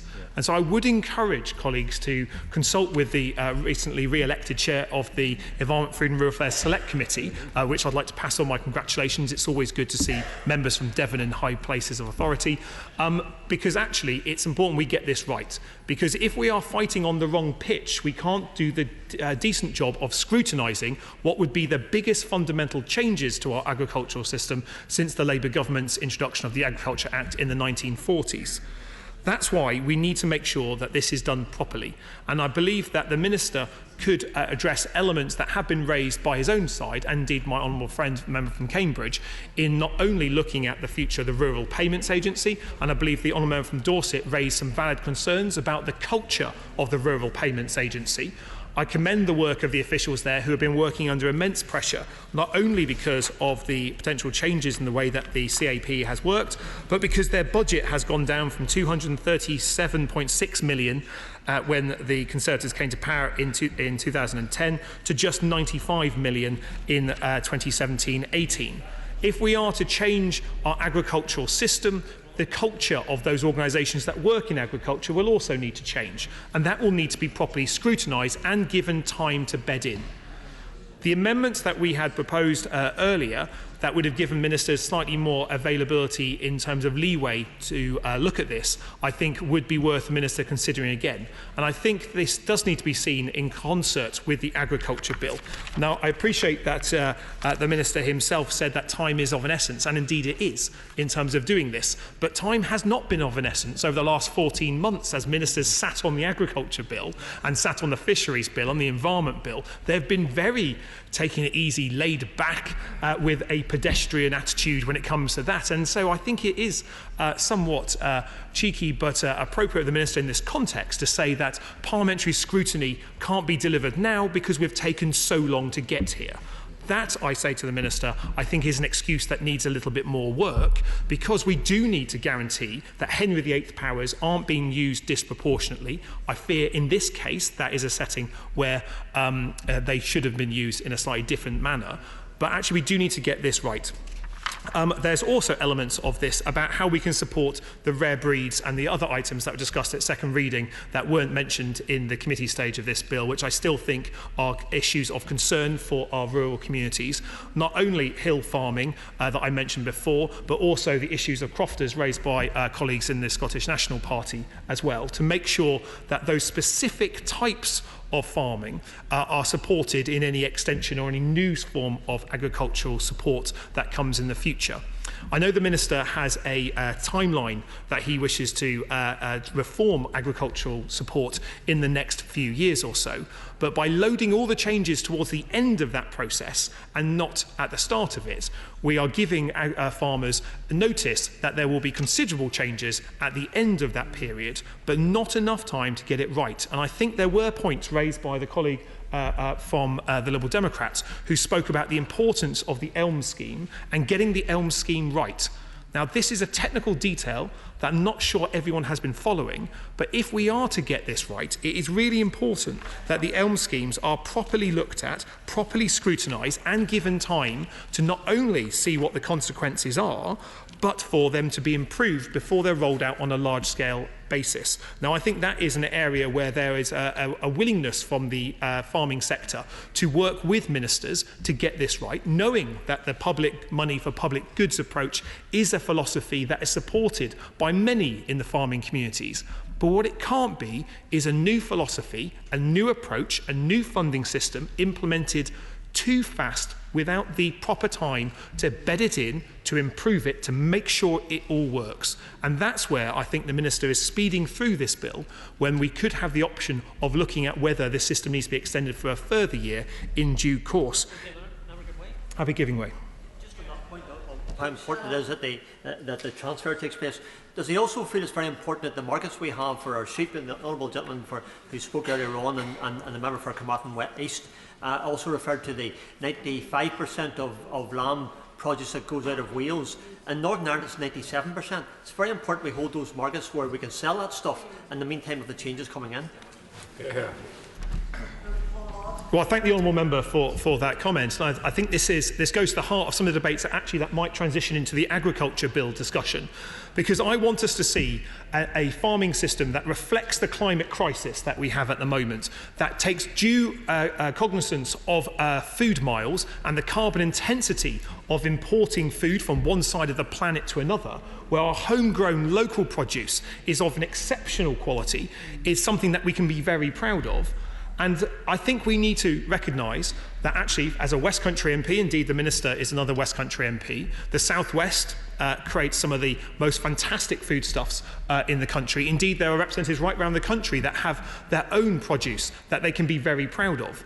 British produce is something that we should be very proud of, and I encourage all members to support buying goods with the red tractor logo, to make sure that we're taking steps to encourage consumer behaviour to buy local. And that's really important, because in any future trade arrangements, which will be discussed in another legislative vehicles, we need to make sure that our UK farmers are not undercut. Now, it's important that we set out what that means, because chlorinated chicken and hormone-treated beef is a concern to many people. That doesn't mean that UK farmers will be treating their chickens with chlorine, nor does it mean that they'll be using antibiotics on an industrial scale as US agriculture does. It means that we'll be allowing access to our market for food produced in that way. And it is not the chlorine or the antibiotics that are the main concern there. It is the fact that they're used in the first place because the animal welfare standards for those animals is so low initially. Now, this is an argument that we will need to rehearse and repeat as we're getting closer to the Agriculture Bill's second reading. But it is also important that we set this out. We need to have a fairer form of farm support that supports our farmers, that makes sure they get their payments on time, and improvements have been made, but there's still more progress to be made. We need to make sure we're supporting our farmers and decarbonising agriculture. allowing our natural habitats to thrive as part of the way, ensuring that farm runoff doesn't pollute our watercourses, as was raised by a member of the government side earlier, and creating a system where we're moving effectively and efficiently to public money, to public goods, not a form of farm subsidy. This bill completes a technical amendment that the Minister could and should and probably would have, if he was allowed to by the whips, done a year ago. I'm glad it's been done now, but I think we must make sure that as we lead up to the agriculture bill, we are having a system of farm support and a debate that's worthy of the importance of food production, high quality, nutritious, locally produced, decarbonising food production that all our farmers and indeed our voters want to see. Thank you. Deirdre Brock. Thank you, Madam Deputy Speaker. Listen, I want to thank the Minister for his contributions today, but I was quite saddened to see that he chose not to answer any of the questions I raised when I was speaking, so I might just put them down on the record once again. I was certainly waiting for an answer to my question about the convergence monies. The convergence money was supposed to level up, that being the phrase du jour, support for farmers and crofters across the UK, paid as it was for the amount of less favoured areas that they contained largely. So by ensuring that Northern Irish and English farmers retain their uplift, the whole purpose that lay behind convergence monies being awarded has been effectively ignored. So I'd love to hear what the government will be doing to address that. Could I ask again what compensation for currency fluctuations farmers and crofters can expect? And when can we see the details of multi-annual frameworks, the future basic payments, very importantly for Scottish farmers and crofters, the settlement that the devolved administrations will receive? I'm hoping... yes, of course. I just listened carefully to what she said. I took a moment to just digest it. She said about compensating farmers and crofters for currency movements. Is it the SNP's proposal to compensate all international traders for currency movements, or could you just tell us a bit more about what she actually proposes? We're talking specifically about this situation with the payments that are being made at the moment, so I'm not really sure why the honourable gentleman wants to drag in a completely separate subject at this point, but I do think that most farmers would expect, given the currency fluctuations that are occurring and have occurred since, of course, the EU referendum and the plummeting of the pound, that some sort of compensation should be at least contemplated by the government going forward. That was the extent of my contributions, Madam Deputy Speaker, but I hope at some stage anyway, perhaps during the agriculture bill, some of those questions that I've raised can be addressed by the Minister.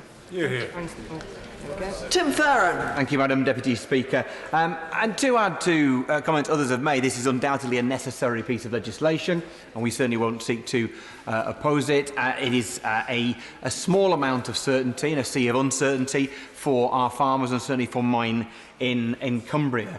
When I speak to farmers throughout the lakes and the dales and throughout the rest of South Cumbria, their concerns are manifold regarding our departure from the European Union. One undoubtedly is the future of direct payments, and indeed also the environmental payments, what we would now refer to as coming under Pillar 2. But undoubtedly the concern about trade deals is massively significant. Over 90% of Cumbrian farm exports are to the single market, and so that there should be a deal is absolutely critical. The problem is, of course, if you're desperate for a quick deal, the chances of you getting a good one are almost by definition reduced. It seems to me that there are three options, and I can't think of a fourth one. Option one is that we align wholly, either officially or unofficially, with single market rules, in which case we have lost control, not taking it back one little bit. Or we de-align and we increase our standards, as many people say we would do, but of course that means likely increasing input costs, making British farming less competitive at home and abroad, or most likely we de-align and we reduce the standard of our production. We may be competitive, but we undermine everything we said we hold dear and everything our farming community holds dear. I can see no alternative to those three options. We need there to be a deal, but the chances are it won't be as good as the one we currently have. In fact, the certainty is it won't be as good as that we have now. I am glad that not only the government is committing to this piece of legislation, which gives some stability and predictability for the next 11 months, not 12, but what we don't really have, whilst there is a commitment to £3 billion or so a year for the life of this Parliament, is clarification as to where that money will go. Bear in mind that, for all its faults, the CAP money that came to this country was restricted for use on agriculture and the environment. Of course, if we are making up our own rules, and there's many advantages to that, of course, then who's to say the £3 billion the government has allotted would not actually end up being siphoned off to other rural pots, which might all be well and good, but would actually be reducing the amount of money that goes into agriculture. In fact, when I questioned the former Secretary of State for Environment, Food and Rural Areas on this point, he was very specific in not answering the question, saying that he couldn't promise that all of the £3 billion would be spent on agriculture and the environment. I'd like it if the Minister were able to make a comment on that. Will all of this money be ring-fenced for agriculture spending? There is nothing to force the government at the moment to do that. It is a likely cut in the money that will go into our agricultural sector. Just a couple of other points. One thing, right or wrong, over the last almost 50 years, 45 or so years of we have been in the European Union and the common market before it, one debate we have not had to have is whether it is right or not right to subsidise food. But we do. And if we stop, we will notice. The average spend in 1970 on food was roughly 20 to 25% of household income. Today, it's around 9%. Whether it is right or wrong that we have subsidised food, we have, and the consequences of us choosing not to do it will have enormous consequences on the lives of every one of our constituents and colossal political consequences. So thinking this through is absolutely vital. And that is, coming to my final point, Madam Deputy Speaker, is simply that of unintended consequences. As has been said from the Labour front bench and elsewhere, the understanding throughout the agricultural community, indeed across the country, that we should be spending public money on public goods is a given. It's what I completely support. But there is a great vagueness to that as things stand. So, for instance, at the moment, farms in my community will kind of open their doors just because they've always done it to the local primary school to come in and look around and to enjoy being on farm and getting a sense of where their food comes from. In the future, will he or she have to formally bid for funding to provide that public good? Are we in danger of getting to a stage where we're accounting for everything and taking the heart out of the public role that farmers currently provide and do so willingly and freely? And yet so many of those public goods are hard to pin down. How do we make a payment to a farmer in Troutbeck or Kentmere or along Sledle or the Langdale Valley to compensate them, reward them for aesthetics, for making sure that the Lake District continues to be our premier rural tourist destination, the biggest tourist destination in the country after England? How do you account for that? How do you put a price on that? How do you fund that? And these things are massively important and will not be easily done overnight. And when we think of the value that farmers bring to the United Kingdom, the production of food, and we're already importing nearly 50% of that which we eat, so it's so important that we maintain at least what we currently produce and preferably expand our production. But the production of food, the maintenance of rare and natural habitats, the promotion of biodiversity, the looking after rich heritage landscapes, the underpinning of our tourism industry, worth £3 billion a year to the Cumbrian economy, and indeed provision of 60,000 jobs throughout the Cumbrian tourism economy. What about the work in the uplands, for example, in protecting the towns and the villages from flooding, water management in the uplands? All these things are massively important, and we will have nobody to deliver our environmental goods that we so desperately need to be delivered if there is nobody working in the farming industry, especially in the uplands, at the end of the 7-year transition period in order to deliver them. If you care about the environment, then you care about protecting the livelihoods of those people who are there as our partners to protect our environment. And this is why I am so concerned that the government's plan to start phasing out basic payment from next January, which makes up 85% of livestock farm incomes in this country, that is a certainty. That is what they face. It is, if you like, a 7-year notice to quit. And ELMS, for all of the benefits that I believe and hope it will bring, will not be available to everyone until 2028. That's a 7-year period when British farming has to hang in the balance. Many farmers will have to leave the industry. Either they will choose before it gets bad or they will go under because it has got bad. And if we care about our environment and protecting the public goods that farmers bring to this country, then we must do the right thing, which is to decide today, and I challenge the Minister to do just this, to agree to not phase out BPS until 2028. Do not phase out basic payment for anyone until ELMS is available for everyone. Thank you. Jim Shannon. Thank you, Madam Deputy Speaker. It's a pleasure to follow the honourable gentleman for Westmoreland and Lonsdale. He speaks very passionately for his constituents and tells us a lot about his own constituency and the importance of farming that it has to it.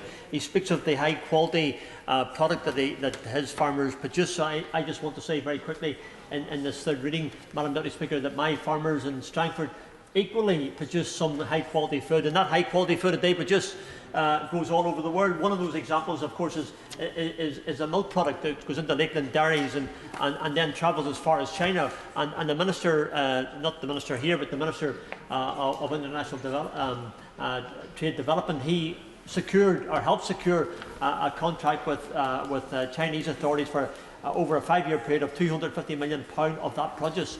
That's the high quality produce that we produce in our constituency, and the importance is really, really important.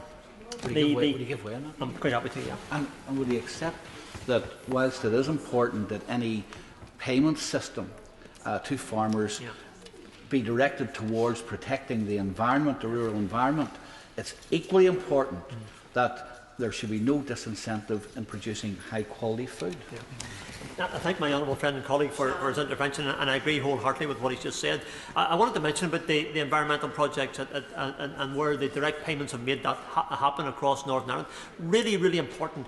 Projects that probably would never have seen the light of day. Projects that fall into the government's policy of environmental and climate change. Policies and opportunities that make projects take place. I was just saying to my honourable friend there in the back seat there earlier on in the debate, it's not possible to stop at some of those environmental schemes and schemes, because you just can't do that, especially if you're tree planting. It's very important that a number of organisations do that over this next period of time. National Trust have a commitment over the next to plant trees and some 500 of their properties that they have responsibility for. The Ulster Farmers Union and the National Farmers Union also are encouraging their people to do likewise. I think it's vital that we move towards ensuring that these schemes are continued. You can't remove tree planting schemes that it just doesn't, and then turn the land into agricultural land again. It's not possible. My honourable friend, give way. Quite happy to. I think my honourable friend makes a very good point there, and surely all this emphasises and underlines the importance of making sure that we get things right now, because as my honourable friend has just outlined, it's not very easy then to make up for any mistakes that are made.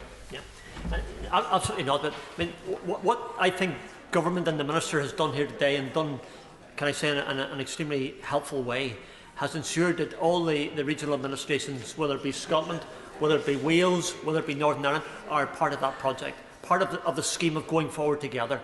And it is my hope, Madam Deputy Speaker, that in this bill as coming forward, that the direct payments can continue. I would like them to continue long beyond that, but it's the process that moves us towards that where we need to be.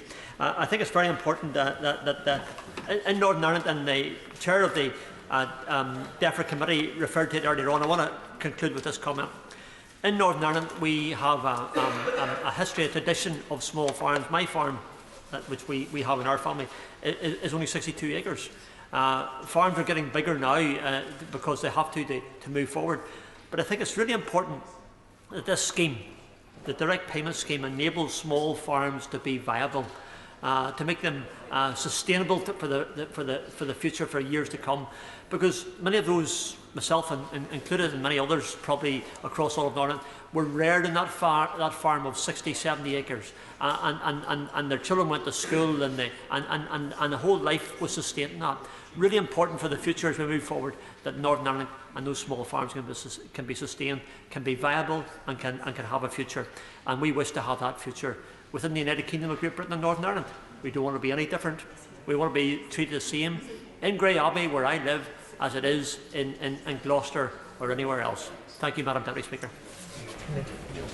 Neil Parish. Thank you very much, Madam Deputy Speaker. And it's a great pleasure to speak in this third reading, and also after the Honourable Member for Strangford, and also to very much to raise some of the points that he's also raised, is that I think points have been made all across the House that this is a continuity bill which we very much welcome to keep the payments going as they are. But the point was made by the opposition that the last agricultural bill was in the 1940s. We were then coming out of after the war. We were looking for production of food and actually increased production of food. And then, of course, later we went into the Common Agriculture Policy, and the Common Agriculture Policy spent all of its life actually increasing the production across the whole of the European Union until we got to the 80s, when we had milk quotas, and we had all sorts of restrictions then to try and restrict production, and then so on and so on and so on. And so we have actually seen a whole time of agriculture and food production which has very much been linked to production. And I would very much raise the point, Madam Deputy Speaker, that as we move forward in not only this continuity bill but also into the new agricultural bill, that we can actually take production and we can actually enhance the environment at the same time. Because I think I've made this point in this House so many times, is that the countryside that we see across the whole of the United Kingdom and the 4 nations of the United Kingdom is not there just as God provided it. It is there because it's a managed landscape and it's managed by farmers, and that is why we can actually have this production and also have a great environment. I also think sometimes we forget the fact, as we talk about carbon and talk about growing trees, that the amount of carbon that actually permanent pasture actually holds in the ground. And of course, if you've got permanent pasture, and I don't want to be too facetious here this afternoon, but we as humans can't actually eat grass. No. And so therefore actually we do need livestock production, we do need red meat production, and we need that, and we also need to look at the varieties and at the species and at the rare breeds to make sure that we can actually have a very diverse agriculture in the future. So there is much, like I said, I think, to be done. And I don't think sometimes, Madam Deputy Speaker, do we realise the enormity of what is in place of us, because we have spent, like I said, and before I got to this House, tried to make my living as a farmer, and whole of our lives we have actually seen a policy where it's been dominated by the Common Agriculture Policy. It's been dominated by 28 countries of the European Union actually wanting different forms of crops, different types of agriculture. And that, even if you take sheep production in this country and across the 4 nations is very much an extensive production. But if you actually look at how it is in France, it's a much more intensive production, and it is a time where they produce their sheep in a much more intensive way, whereas for us, the grassland production, and I think grassland beef and sheep in the future market is also going to be very, very important. And the Honourable Member for Shannon sort of raised the point about smaller farmers and family farms. And I think that's where we've got to be careful as we move forward, that actually having good quality, high welfare, intensive production is not all wrong. And we very much often say we have some of the best poultry units in the world. But they are intensively produced. But as the Shadow Secretary of State raised the point, if you actually compare that to the production that takes place in America, where you actually see the density of population of chicken 2 or 3 times that of our own, you see them using antibiotics in the water as a precautionary mechanism, which we have not used now for many years. And so we have spent a lot of time, Madam Deputy Speaker, in this country actually producing an agriculture and production that is welfare friendly, reducing antibiotics and making sure that we can deliver that high quality production.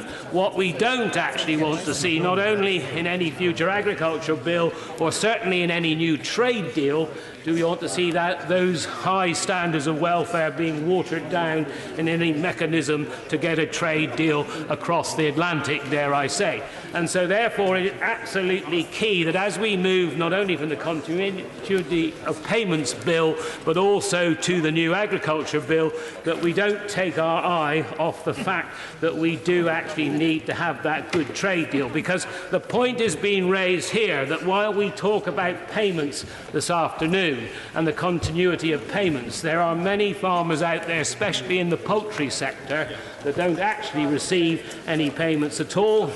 They are actually very keen on the trade deal that will take place to make sure that they can carry on having a living. Because, we in this House, it is important that as we move the agriculture bill forward and look at the new system of payment, that we don't actually put farmers out of business. We want to actually make sure we enhance the farming and we make sure that they can actually then deliver a good quality agriculture production. They can afford to remain in business and very much make sure then that we can deliver the agriculture that we need. Right. The question is the bill now be read a third time. As many of that opinion say aye. Aye! The contrary no. I think the ayes have it. The ayes have it. We now come to the ministerial statement. Secretary of State for Foreign and Commonwealth Affairs. Secretary of State to move. Yeah. Mr. Speaker, thank you, and with permission I would like to repeat the statement by my noble friend, the Secretary of State for Digital, Culture, Media and Sport in the other place, on the security of the telecoms supply chain. Mr. Speaker, this government is committed to securing nationwide coverage of gigabyte-capable broadband by 2025 because we know the benefits that world-class connectivity can bring, from empowering rural businesses to enabling closer relationships for the socially isolated, to the new possibilities for our manufacturing and transport industries. We are removing the barriers to faster network deployment and have committed £5 billion of new public funding to ensure no area is left behind. It is of course essential that these new networks are secure and resilient. And that is why the government has undertaken a comprehensive review of the supply arrangements for 5G and full fibre networks. The telecom supply chain review laid before this House in July underlined the range and nature of the risks facing our critical digital infrastructure, from espionage and sabotage to destructive cyber attacks. We have looked at the issue of how to maintain network security and resilience over many months and in great technical detail. We would never take decisions that threaten our national security or the security of our Five Eyes partners. As a result, the technical and security analysis undertaken by GCHQ's National Cyber Security Centre is central to the conclusions of the review.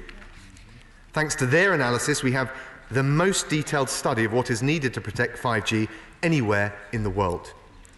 And it is also because of the work of the Huawei Cyber Security Evaluation Centre Oversight Board established by the NCSC that we know more about Huawei and the risks it poses than any other country in the world. We're now taking forward the review's recommendations in 3 areas. First, world-leading regulation. We're establishing one of the strongest regimes for telecom security in the world. A regime that will raise security standards across all the UK's telecoms operators and vendors that supply to them. And at the heart of the new regime, the NCSC's new telecom security requirements guidance will provide clarity to industry on what is expected in terms of network security. The TSRs will raise the height of the security bar, and set out tough new standards to be met in the design and operation of the UK's telecoms networks. The government intends to legislate at the earliest opportunity to introduce a new comprehensive telecom security regime to be overseen by the regulator Ofcom and government. Second, the review also underlined the need for the UK to improve its diversity in the supply of equipment to telecoms networks. Currently, the UK faces a choice of only 3 major players to supply key parts of our telecom networks. And this has implications for the security and the resilience of those networks, as well as for future innovation and market capacity. Mr. Speaker, it is a market failure that must be addressed. The government is developing an ambitious strategy to help diversify the supply chain, and this will entail the deployment of all the tools at the government's disposal, including funding. We will do 3 things simultaneously. We will seek to attract established vendors who are not present in the UK to our country. We will support the emergence of new disruptive entrants to the supply chain. And we will promote the adoption of open, interoperable standards that will reduce barriers to entry. The UK's operators are leading the world in the adoption of new innovative approaches to expand the supply chain. And the government will work with industry to seize these opportunities.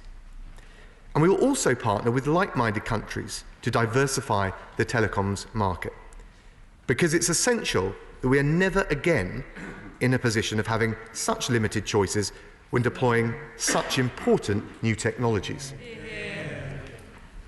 The third area covered by the review, Mr. Speaker, was how to treat those vendors which pose greater security and resilient risks to UK telecoms. And I know that the House has a particular interest in this area, so I will cover the recommendation in detail. Now, those risks identified may arise from technical deficiencies or considerations relating to the ownership and operating location of the vendor.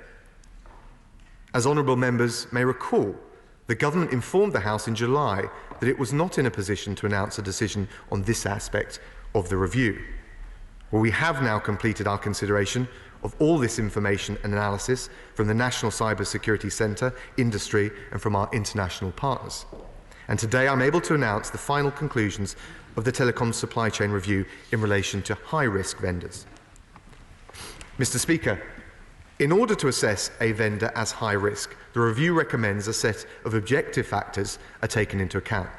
These include the strategic position or scale of the vendor in the UK network, the strategic position or scale of the vendor in other telecoms networks, particularly if the vendor is new to the UK market, the quality and transparency of the vendor's engineering practices and cyber security controls, the vendor's resilience both in technical terms but also in relation to the continuity of supply to UK operators, the vendor's domestic security laws in the jurisdiction where the vendor is based, and the risk of external direction that conflicts with UK law, the relationship between the vendor and the vendor's domestic state apparatus, and finally, the availability of offensive cyber capability by that domestic state apparatus or associated actors that might be used to target UK interests.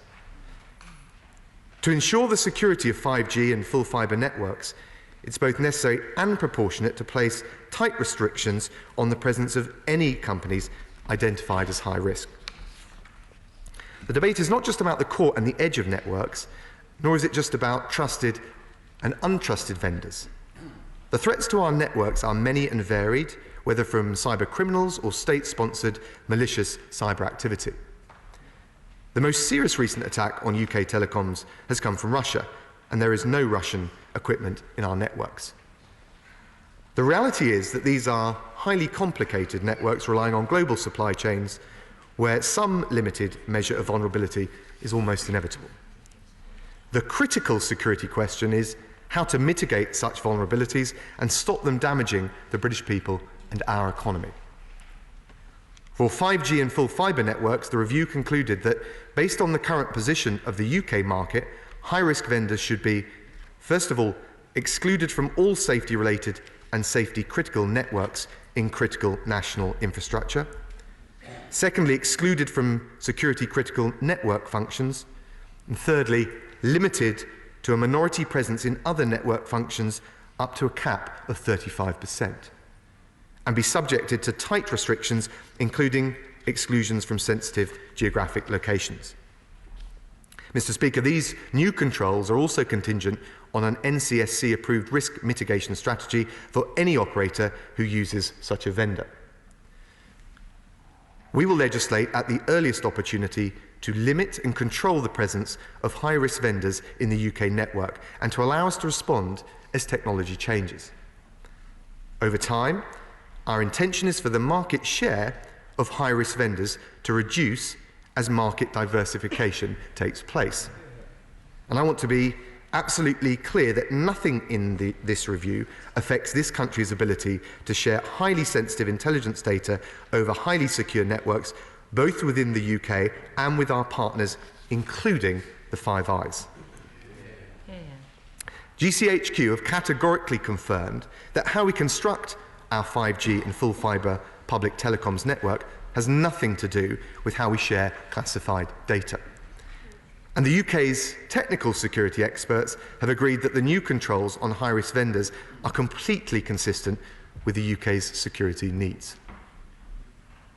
Mr. Speaker, in response to the review's conclusions on high-risk vendors, the government has asked NCSC to produce guidance for industry. This guidance was published earlier today on their website. The NCSC has helped operators manage the use of vendors that pose a greater national security risk, such as Huawei and ZTE, for many years. And this new guidance will include how it determines whether a vendor is high risk, the precise restrictions it advises should be applied to high-risk vendors in the UK's 5G and full fibre networks, and what mitigation measures operators should take if using high-risk vendors. As with other advice from the NCSC on cybersecurity matters, this advice will be in the form of guidance. The UK expects UK telecoms operators to give due consideration to this advice, as they do with all their interactions with the NCSC. Mr. Speaker, I hope the whole House will agree that if we are to achieve our digital connectivity ambitions, it is absolutely imperative that we can trust in the safety and the security of our telecoms networks. Risk can't be eliminated in telecoms, but it is the job of government, Ofcom and industry to work together to ensure we reduce our vulnerabilities and mitigate those risks. The government's position on high-risk vendors marks a major change in the UK's approach. When taken together with the tough new security standards that will apply to operators, this approach will substantially improve the security and the resilience of the UK's telecoms networks, which are a critical part of our national infrastructure. It reflects the maturity of the UK's market and our world-leading cybersecurity expertise, and it follows a rigorous and evidence-based review. It is the right decision for the UK's specific circumstances. The future of our digital economy depends on having that trust in safety and security. And if we're going to encourage the take-up of new technologies that will transform our lives for the better, then we need to have the right measures in place. That is what this new framework will deliver, and I commend this statement to the House. Thomas Simmons. Thank you, Mr. Speaker, and I'm grateful to the Foreign Secretary for his statement and indeed for giving me advance sight of it. I'm pleased that the government has finally set out the conclusions of the telecom supply chain review in relation to high-risk vendors after far too long a period of dither and delay. As the Intelligence and Security Committee made clear in July of last year, this debate has been unnecessarily protracted and damaging. A decision was required urgently so that everyone concerned can move forward. Our telecom sector, businesses and households need that clarity and certainty to move forward. Leaks, rumour and confusion on this simply can't continue. Mr. Speaker, the safety and security of our critical national infrastructure is crucial. Robert Hannigan, the former head of GCHQ, has said that decisions about providers should be made on technical expertise and rational assessment of risk, and I agree. It's for the government to consider the best and expert security advice that it is given and act upon it. Ministers should have robustly investigated the risk posed to our critical national infrastructure. And whilst, Mr. Speaker, I appreciate the confidentiality of National Security Council meetings, I hope the Foreign Secretary can give a firm assurance that this is the case. Guarantees about the safety and security of the network going forward are now absolutely crucial if Huawei is to be involved in building the 5G network.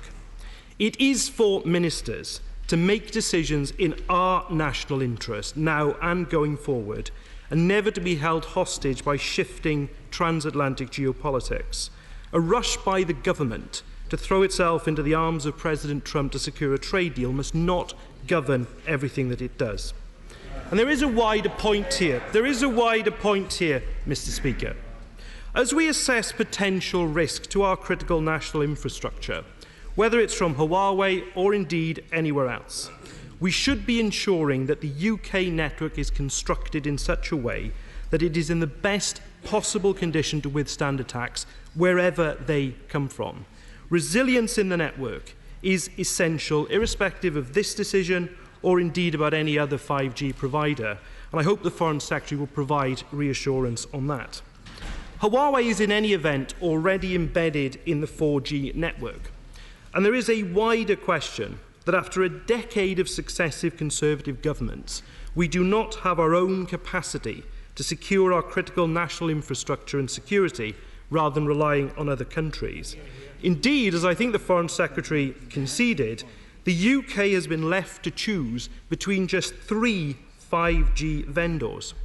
What is the government going to do to support local manufacturing and our own tech sector in growing businesses that can secure our critical national infrastructure?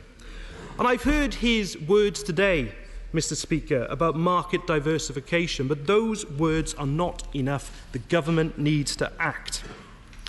Mr. Speaker, 5G will have an extraordinary impact on our day-to-day lives.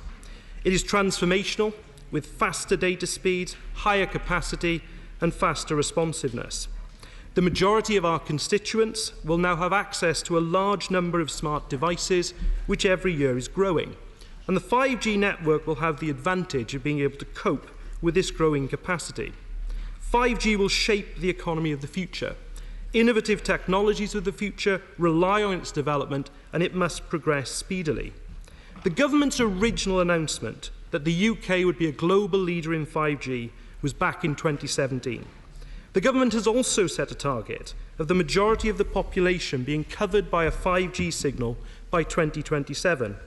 In his statement, the Foreign Secretary committed to securing national coverage of gigabyte-capable broadband by 2025. These targets have to be met. The UK is already way too far behind in terms of its digital infrastructure, and we need to act fast. In September 2019, around 10%, around 3 million premises in the UK had access to full fibre. In France, 38% of households have access. In Spain, it's 77%. In Portugal, it's 70%. This is simply not good enough, Mr. Speaker. It is letting all our constituents and businesses down, and the government has to do more. Moving forward, Mr. Speaker, I'll be grateful for the Foreign Secretary to answer the following points.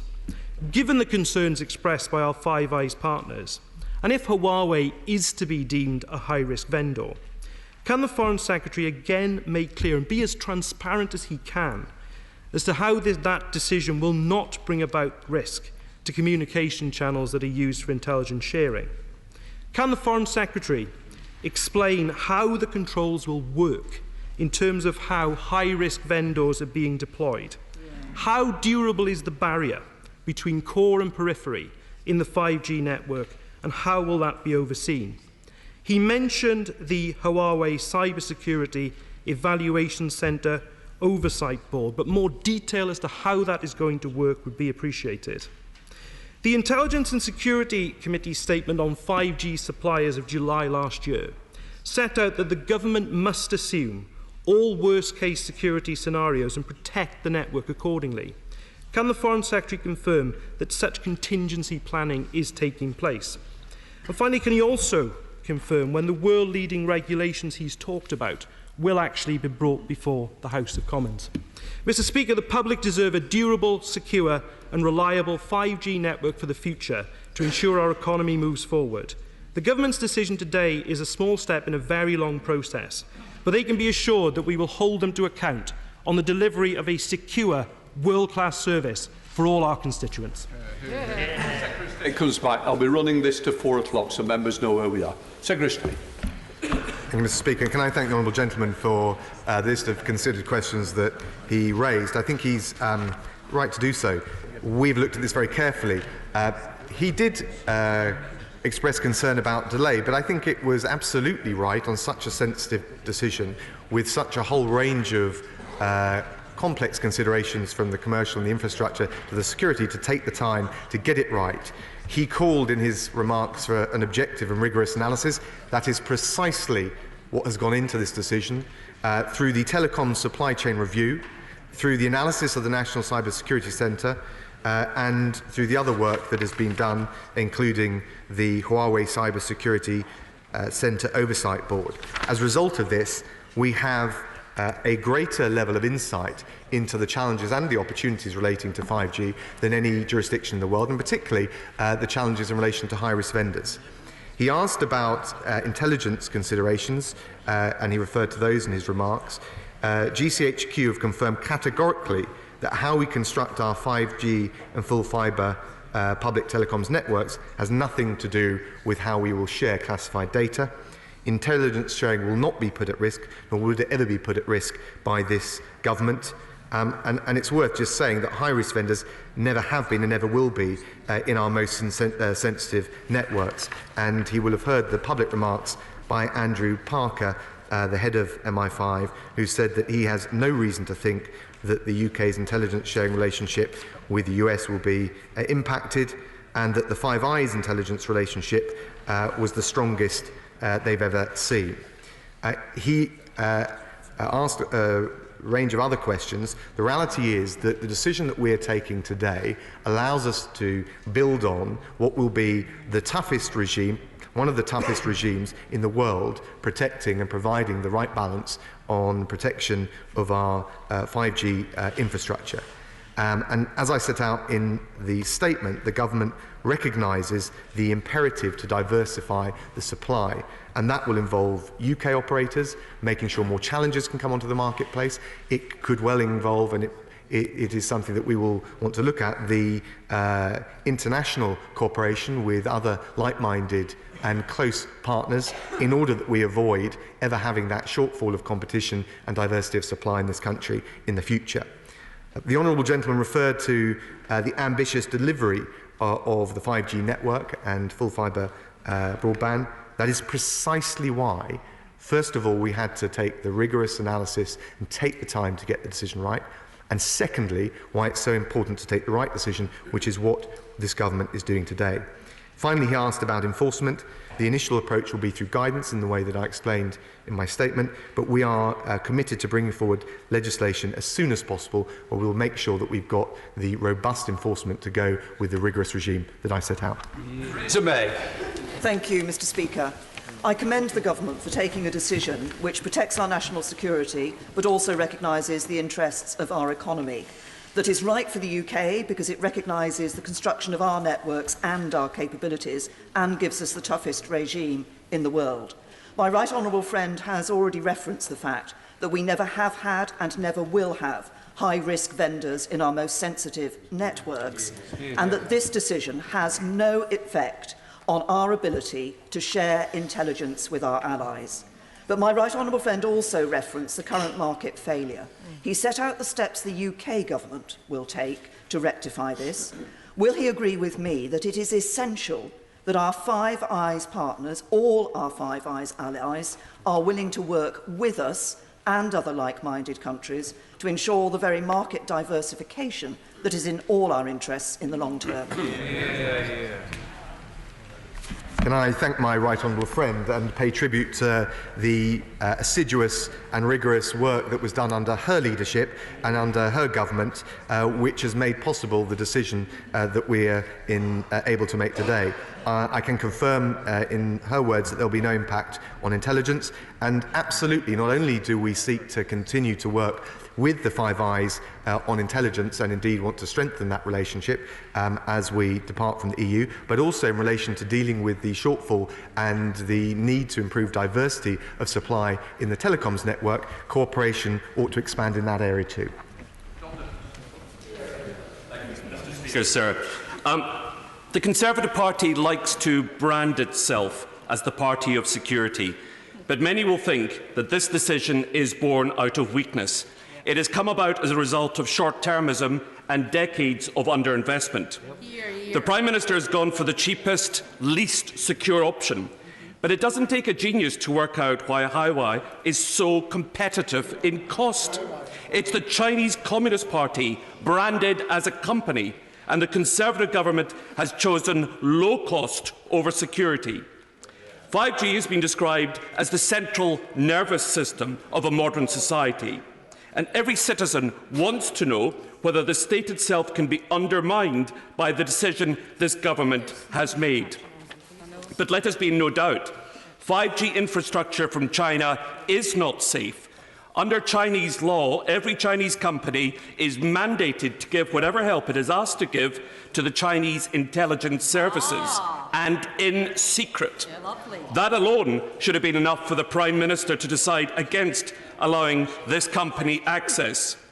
Now, the Secretary of State has said that the company is to be limited to 35% market share in the periphery of the 5G network and will be banned from core functions. But anyone who understands 5G will know that that's not how it works. Installing masts, for instance, may seem innocuous, but each antenna has software which is remotely updatable, and the so-called peripheral access network can communicate. It can contain malware, which these days is tiny and hard to detect. There's a very good reason, Mr. Speaker, why countries such as Australia and New Zealand have chosen not to let this company into their market. I suspect history will judge that their governments showed more wisdom at a critical time. The government here has also made a choice: low cost versus security. It's the wrong choice, and surely he must realise that future generations may come to judge his decision harshly. Secretary of State.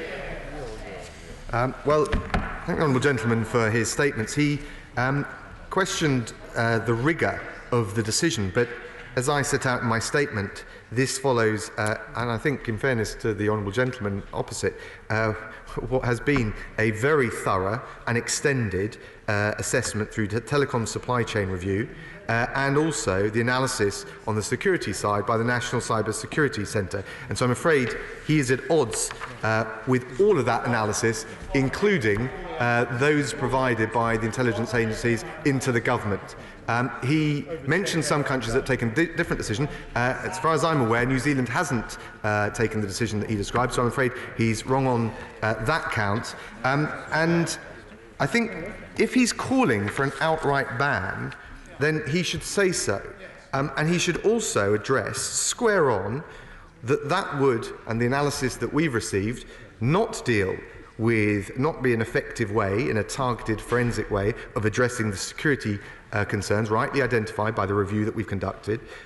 It would not remove Chinese production from the UK telecom supply. It would reduce competition, which he alluded to earlier, is part of the problem. That would make it worse. It would significantly increase the cost for industry and would delay the rollout of 5G. I think on all counts, I'm afraid, I have to respectfully say, I think he's got his analysis wrong. Dr. Julian Lewis. Thank you, Mr. Speaker. Does the government accept something I had difficulty getting its predecessor to accept, that Huawei should not be regarded as a private company because it is intimately linked with the Chinese Communist state and its deeply hostile intelligence agencies? And if it does accept that, as it should, is it confident that the safeguards that will be put in place will be sufficient to guard us against a deeply hostile intelligence agency, such as he implied in his own statement we needed to in relation relation to Russia? Secretary of State. The Honourable Gentleman, I think as I set out in my statement, we've been very clear that the relationship between any private business and any government or state operator is something which has been at the very centre of the analysis that we've conducted and which the National Cybersecurity Centre has conducted, and that based on the distinction between the centre or the core and the periphery or the edge, and the different restrictions that can be made both on access but also the 35% cap on accessing the periphery, I am confident that we can provide him precisely the reassurance that he's asked for. Cavan Jones. I welcome this statement, and as a member of the ISC in the last Parliament, can I say that there's nothing that I've seen which means that this decision will compromise our 5 hours relationship, or that the potential risk in terms of including Huawei in the 5G network cannot be mitigated. But the Secretary of State, so the Foreign Secretary refers to market failure. This is not market failure. The Chinese government, through Huawei, have taken a deliberate policy to dominate this market by billions of pounds of investment in R&D and the acquisition of related activities as well. Could the Foreign Secretary outline how much the government are proposing to put into R&D in this sector, and will there also be a ban on Chinese companies acquiring UK companies that are developing technologies in this sector? Secretary of State. Well, can I thank the honourable gentleman for his positive remarks. We are making sure that we produce legislation as soon as possible, which will be able to deal with the various enforcement mechanisms and requirements he's referred to. The critical question for us, and he referred to Huawei and the Chinese investment, the critical question for us is what we do. So we are taking the measures now in relation to guidance and as soon as practical in relation to legislation. But there is a medium-term piece of work that we need to look at the health of the telecoms market and make sure, both in terms of the domestic measures we take, legislative, investment and otherwise, but also the international partnerships that we nurture, that we do not see ourselves, find ourselves in that situation again with any other critical piece of telecoms, let alone wider national infrastructure. David Davis. Thank you, Speaker. I'm going to answer his question to the Scottish Nationalist spokesman and say, yes, I do think Huawei should be banned from our networks. It was founded by a member of the PLA. Even if it were not an arm of the Chinese government, the 2017 law requires it to take instruction from the Chinese intelligence agency. And in the future, the size and complexity of the problem we're trying to protect against is enormous. Even Huawei alone, forget the rest of China, has tens of thousands of researchers working on this. And so I'm afraid the only way to protect our safety is to ban them. Well, I welcome my right honourable friend's scrutiny as ever. I'm afraid I disagree with him. First of all, because I do not believe, and the government doesn't believe, and critically, the analysis and the range of analysis that we've had leading into this decision does not back up the suggestion that an outright ban would either be a targeted way of dealing with the legitimate security concerns that right across this House we share and want to address, nor, in fairness, has the right honourable gentleman or anyone else who has called for an outright ban addressed the wider cost, delays and impact that it would have both on the telecom sector and in particular the rollout of 5G. John Morrow. Thank you, Mr. Speaker. This statement is a mess, but it is perhaps an inevitable mess given the government's lack of investment in our infrastructure, our strategic engineering capability, and their short-term, hands-off, cost-only approach to our digital future. Now, every generation of telecoms technology is the platform for the next. So will he guarantee specifically that every Huawei box will meet interoperability standards so it can be swapped out for another vendor when one comes along? And what specifically, not generalizations, but what specifically is he doing to enable a British-based manufacturer of telecoms equipment so we aren't in this position again? Secretary of State. Well, on the enforcement side, the first thing that on the enforcement side, the first thing the government will do is come up with the guidance and the requirements for the industry, which they will, I'm sure, want to comply with. That will be followed very swiftly by legislation to make sure that we have got legally binding, thorough, consistent and rigorous enforcement of all the different requirements that are made. She is right, I think, to talk about more broadly the piece about building up, not just defending against high-risk vendors, but building up a wider supply and a more diverse supply of UK-based operators. That obviously requires fiscal measures, international cooperation with our partners, and a range of other regulatory considerations. All of those are going to be looked at by the government. Penny Morden. I understand the restrictions of high-risk vendors to non-core, but would my right honourable friend agree that excluding high-risk vendors from any provision is one way we can encourage companies and states that do not operate under international norms and business standards? That is why this decision is regrettable. And would he agree with me that this country must never find itself in this position ever again? Secretary of State. Well, I pay tribute to my right honourable friend. I agree with the second part of her point, and I've laid out at length the legal, regulatory and fiscal measures the government will be considering and taking in order to prevent this happening. I don't believe that, and the government doesn't believe, an outright ban would address in a targeted way the legitimate security concerns that people have around high-risk vendors. It will be a very blunt tool for addressing a very specific problem. Daisy Cooper. Speaker. The government makes a distinction between the core and the periphery, but many people have made the point that as the network continues to integrate, that distinction will disappear. What reassurances can he provide on that? The periphery, where Huawei will be permitted to operate, includes radio masts that are used for emergency services, search and rescue, distress signals, and by 100 community RayNet organisations. What assurances can he provide on those 2 points? 100%. I thank the honourable lady. Good focused questions. The core of the network is the nerve centre for our national telecommunications network. It's the most sensitive functions. They relate to things like protecting sensitive data, and that's how we can identify very clearly the specific requirements needed to protect them. The access network, the periphery, the edge as it's called, is the infrastructure connecting customer devices and equipment to mobile phone masts, transport and transmission network. There is a clear distinction. She's right to say that technology is fluid, they may change over time, but we're very clear on the functions that we've identified and the way that we're going to protect them. Ian Duncan-Smith. Mr. Speaker, can I say to my right honourable friend, I am deeply disappointed in this decision now. I have spoken at length in the past to security officials, and they will always tell you that defending in cyber security is a game of catch-up. Always catch up against the next algorithm change. You can never guarantee that you spot it, and sometimes until too late. And the reality about the 5G network, Mr. Speaker, is that it is fundamentally different. There'll be less and less centralised function and more goes to the periphery, which is exactly where Huawei will be. So I ask my right honourable friend, given that he didn't mention China in the course of his statement as being a threat to us in cybersecurity, only Russia, does he now believe that China is a threat to us in cybersecurity? And will he guarantee that as he takes on those threats to us, does he think that he will now drive Huawei out of our future systems progressively as quickly as he can? State.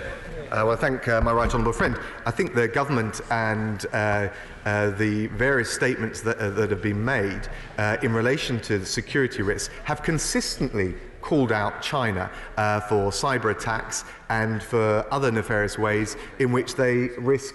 Well, I'm doing it now, so hopefully my right honourable friend will be reassured. We're absolutely squarely focused on that.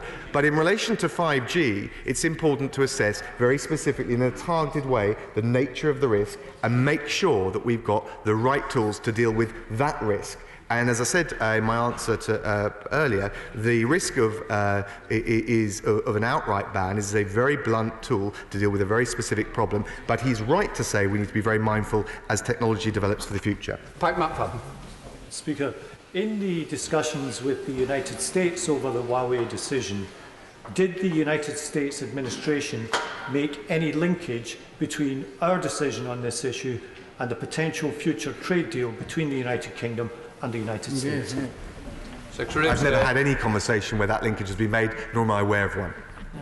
Richard Graham.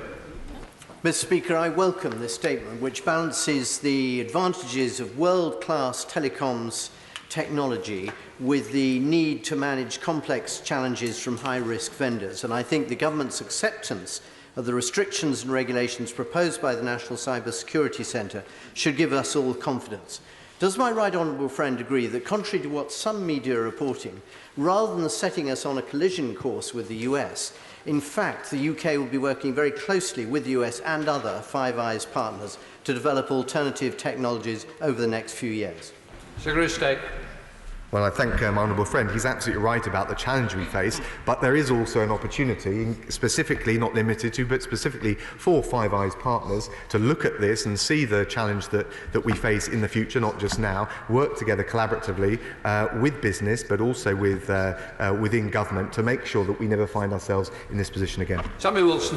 Mr. Speaker, it was probably inevitable, given the government's desire, rightfully, to roll out 5G and broadband across the UK, that this decision would have to be made.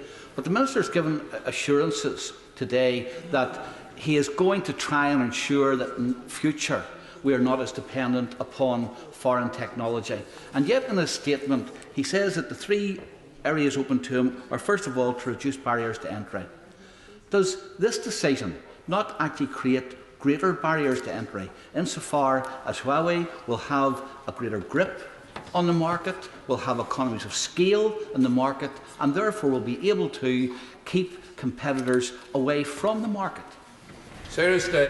Well, thank the honourable gentleman, but I think if he looks at the range of restrictions from exclusion at the core through to the 35% cap at the periphery and also the specific locations from which they will not be allowed access, I think that not only have we done the right thing and struck the right balance in terms of the diversity of the market, but also to protect and provide the resilience for the telecoms infrastructure. Vital Fabricant. Notwithstanding the fact that all our iPhones are manufactured in China by a company associated with Huawei, can I ask my right honourable friend, there are already 4 5G networks under construction in the United Kingdom. What action is he taking regarding these existing networks? Also, will the data being transferred and where the data is being transferred to be secure in the future?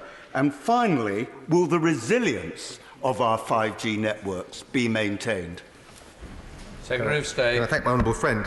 He makes a good point, not just about new entrants to the market, but those with existing stakes in infrastructure. The guidance will apply to all of them. The legislation will apply to all of them. There will be transitional arrangements to make sure those already in the marketplace can adjust, but that will have to be reasonably swift so that we also have the assurance that we need around security. Thank you, Mr. Speaker. I can't work out whether it's naivety or arrogance that prevents the UK government seeing the high risk presented to our national security by Huawei. This is a company that is financed by the Chinese Communist Party, and we're going to give them an open door to our security. How is he able to provide any guarantee of our future security when software can be updated remotely and technology develops on a daily basis? Secretary of State. Well, she's right to point to the fluid nature of technology. We will make sure that we've got the right regulatory regime, both toughest and it will be one of the toughest in the world, but also through the technical requirements, the guidance, able to adapt to any shifts in technology. Inherently, technology is fluid. We'll have to keep this under constant review, but we have got the right balance to deal not just with the security risks that we face and that we, I think on all sides of this House, share an interest in addressing, but to make sure that we've got the investment in infrastructure. That's the balance the government struck. Liam Fox, Dr. Lee. Thank you, Mr. Speaker. My right honourable friend is well aware of the high level of anxiety around this decision, both here and in the United States. As far as he is able, can he tell us, in Washington, is the anxiety primarily around Britain's ability to mitigate the risk of Huawei involvement in 5G, or is it about sending a green light to other countries who will not have the same capabilities as the United Kingdom? I thank my right honourable friend, and I suspect that he's had many conversations with our American partners and friends. We are starting in a different place from the US, which does not have Huawei in its existing networks and can use different suppliers. But I can reassure my right honourable friend two things. First of all, during the telecom supply chain review analysis, we considered all of these aspects. We've got the most detailed and broad analysis that has ever been done in the world. And I can also say that during the decision-making process, we did ask the US on a number of occasions if they had an alternative to the use of Huawei which would work for the UK. And neither from our conversations in Silicon Valley or anywhere else was there a solution that would work for the UK. Matt Weston. Thank you, Mr. Speaker. The Secretary of State will be aware that many countries such as the US, Australia, India and I think Japan have banned Huawei. But is he also aware that Vietnam are developing their own network? How is it that this country cannot do the same thing?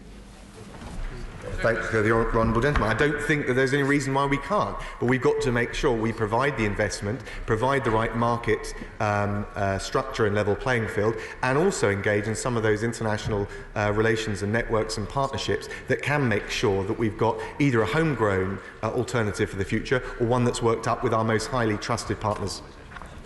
Bob Sealer. Thank you, Mr. Speaker. I welcome much of the Telecoms review, and I thank my right honourable friend for the manner in which he's speaking now. I still think that this House all sides of this House are going to have significant problems with high-risk vendors, in part because of years of under-communication from governments on this issue. But just for now, can he confirm that Parliament will be able to debate an agreed definition of high-risk and non-high-risk vendors, that Parliament will be able to agree which high-risk vendors we want in the system and to what percent? 35% seems an awful lot. And can we work out how to encourage trusted vendors to compete with high-risk vendors in non-core periphery elements so that we can build non-trusted vendors out of the system, not into the system? Secretary of State. Well, can I thank my honourable friend? We have a definition of high-risk vendor, but he's absolutely right to say that there will be ample parliamentary opportunity to debate and define when we bring forward the legislation, which will be done as soon as possible. Very sure. Mr. Speaker, can I tell the Secretary of State I have some sympathy for him. This is a highly complex area, and I certainly want to go away and study his statement in some depth, as do many of our partners and trading nations that we trade with regularly. But could he answer one thing? Much of the emphasis in his remarks is on the national security. I understand that. But has he talked to universities? Has he talked to entrepreneurs and inventors and designers, all of whom know they have their intellectual property stolen every time they put it out onto the internet by the Chinese? The Chinese, they know, cannot be trusted. And we will give them greater access. University research, entrepreneurs setting up, all believe they will lose their intellectual property. Has he thought of that? Secretary of State. Can I thank the honourable gentleman? The Telecom Supply Chain Review took extensive soundings and advice from across all the sectors he mentions. And what I would say is that having a robust approach to IP enforcement is in no way inconsistent or in conflict with the crucial decision that we've had to take and we have rightly taken today. Tom Tugendar. Thank you, Mr. Speaker. My right honourable friend will have heard the views of the whole House yesterday in an urgent question on this very subject, and it's very hard for me to welcome his statement, but I recognise the position that he has arrived at from the position he began with. Perhaps I can just ask for a little clarity. He talks about 35%. Is that 35% of the new 5G market, in which case it's an increase, or is that 35% of the existing market, in which case it's a huge decrease from where Huawei is now? What we really want to see here is we want to see a ban, a cap and a cut. Secretary of State. Well, I thank the Chair of the Select Committee. 35% is the overall limit. Oh, sorry, maybe premature. Mr. Speaker, I appreciate there was one or two other candidates speaking earlier in the statement, for which I hope they will forgive me. The 35% is set out very clearly in the papers. Effectively, it would be roughly equivalent to existing market shares, my understanding. But of course, it could be changed over time, and it links in to the broader medium-term challenge we've got, which is to diversify the supply of homegrown and other highly trusted, if I can put it that way, companies from other countries and other jurisdictions, which will make sure that we've got a far more diverse supply for telecoms and technology, which contribute to vital national infrastructure in the future. Sir Mark Hendry. Mr Speaker, may I welcome and congratulate the Government on a decision that I believe will greatly enhance the digital infrastructure of the UK without compromising the security of our communications networks. 5G networks will be greatly beneficial to businesses and individuals and will avoid this country being dragged into a Donald Trump-inspired trade war with China. I'm not sure quite what the question was there from the Honourable Gentleman, but we're taking the right decision based on a whole range of technical, commercial and security considerations for this country. And of course we'll need to go out and explain our position to all of our different partners, but I think that particularly as we're leaving the EU, it's right that the United Kingdom does the right thing for the people of this country. We do it in the right way, and we've got enough self-belief and and courage of our convictions to stand up and take those decisions. That's what this government's doing today. President Blood. Thank you, Mr Speaker. Can I commend the serious and sober tone with which the Foreign Secretary has approached this issue, and also commend the enormous amount of work that must have gone on from the intelligence agencies to re-examine what I understood was the preliminary position arrived at under the government of our right honourable friend, the member for Maidenhead, and that ought to give us comfort that this decision has been properly examined. But the only body in this House, or within the Cabinet, that can actually properly look at this on the basis of all the evidence would be the Intelligence and Security Committee. And if that committee, when it's formed, seeks to examine this decision, can I request my right honourable friend and the government to allow them to look at it within all the restrictions that they have. And with finally a question to the market, to China, make clear to the Chinese we expect reciprocity. Here, here. Well, can I thank my honourable friend? I'm not quite sure which select committee he's going for now, but in any event, can I reassure the House that full scrutiny amongst all select committees will be duly provided, and I think he makes some important points about the nature of our relationship with China and the importance that they engage in good faith when they have access to our market, even though we are taking the measures I've rightly described will protect any vulnerabilities. So he makes, I think, an important point about the bilateral relationship with China. Jonathan Edwards. Mr Speaker, industry experts indicate that the distinction between the periphery and the core will gradually become redundant. So if that is correct, how will the 35% rule that is announced today work over time? Thank the honourable gentleman. He's right. And I mentioned the approach the government will take in relation to regulatory approach, but of course the figure of 35%, which will be set down in law, will be able to be amended and revised. So we will always have the flexibility in the tools that government has in order to address the risk to 5G and infrastructure more generally. Imran Ahmad Khan. I was going to ask a question that was asked previously. But David Morris. Mr Speaker, when you go to China, you're told by the Foreign Office that if you take a phone, take a burner phone, so you have to get rid of it, because it will be hacked. You're told that when you're in China by the embassy there as well. What I would like to know is, can my right honourable friend confirm to me that we're actually utilising their technology and not their services, whether that be clandestine or otherwise? I thank my honourable friend. I'm not quite sure what the clandestine services that he's referring to are, but I can reassure him that there is nothing further than the investment that will be accepted than those laid out in the statement that I've made. Ronnie Collins.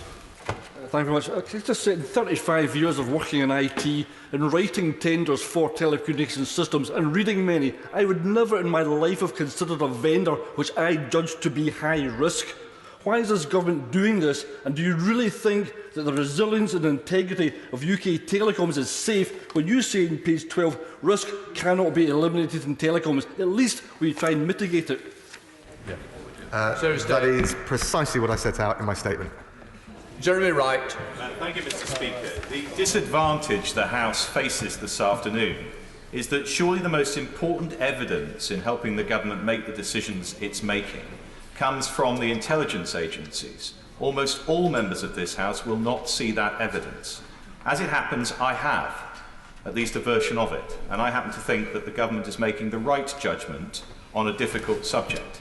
But isn't it right that we should not allow ourselves, either in this place or in government, to be distracted by one single supplier and forget that there is American IP in Chinese components in products sold by vendors who are not Chinese, and the most important thing to do is to protect your supply network from vendors, whoever they may be, to enhance our security. And I thank my right honourable friend. I think he makes an important point which was lost on some of the earlier remarks about interoperability. He's, I think, right in his assessment and his judgment, and also in relation to transparency, because I appreciate these are difficult issues for the House to grapple with. We have put as much into the public domain as possible. The Telecom Supply Chain Review final report was published in July 2019, and the analysis by the National Cyber Security Centre is available on its website. Justin Mathers. Thank you, Mr. Speaker. The Foreign Secretary has said that measures will be put in place to protect sensitive intelligence data, and in due course his judgment on that will be found to be correct or not. But given that he's described Huawei as high risk, I think my constituents will be rightly asking what protections are in place for their sensitive data. Secretary of State. Well, the crucial reassurance that I can give to the honourable gentleman and his constituents is that their data won't be at risk at all because of the geared and leveraged and calibrated set of restrictions, including the exclusion of high-risk vendors from the core of the functions, the sensitive network operations, and the various different restrictions on, including the 35% cap on the operations at the network. I think if the honourable gentleman looks at that package in the round, he will see that it is the right approach, not just to protect the resilience of the network, but also the integrity of individual data, whilst also making sure that we're open for vital investment. David Collins. The Foreign Secretary referenced the Oversight Board's work in his statement. He'll note that the Oversight Board have said that there are, in their view, serious and systemic cybersecurity issues with Huawei's network in the UK now, with no credible plan of remedy. Does he agree with the Oversight Board that that is the case? Has he seen evidence to suggest there is a plan to mediate that, to put that right? Or does he believe this is just something that can be managed? Well, as I mentioned earlier, my right honourable friend is right to reference the flaws and the criticisms that have been made in relation to Huawei, but it's precisely because we've got the Huawei Cybersecurity Centre Oversight Board that we can get the right balance between acknowledging the risks, acting on them, but also making sure that we can proceed with investment decisions that are in the country's national interest. Stuart Malcolm MacDonald. Thank you, Mr. Speaker. He talks about Huawei as though it's some kind of Chinese answer to John Lewis. This is a Faustian pact with the Chinese Communist Party, and he needs to be honest about that. But on the regulatory aspect, Mr. Speaker, it strikes me the government is getting this the wrong way round. They're going to introduce what it says in his statement is this robust regime for telecoms regulations. Surely that should come before giving a green light to something as dangerous as Huawei into the 5G network. And the question then becomes, what if the new regime decides that what the government has just green-lighted is too dangerous? Is there an opportunity to stop? I don't think with respect, anyone's described John Lewis as a high-risk vendor. The reality is that the government announced last July one of the toughest regimes for the world for telecom security, so that work is already in train. It will require operators to raise their security standards to combat the range of threats, whether cyber criminals or state-sponsored attacks, and we will make sure that in legislation we have the full panoply, not just of powers, but of enforcement mechanisms. Sir Bernard Jenkins. Thank you, Mr. Speaker. I can't say I welcome this decision, Mr. Speaker, but I understand it. But what harsh and honest lessons will the UK government take from finding itself confronted with this dilemma?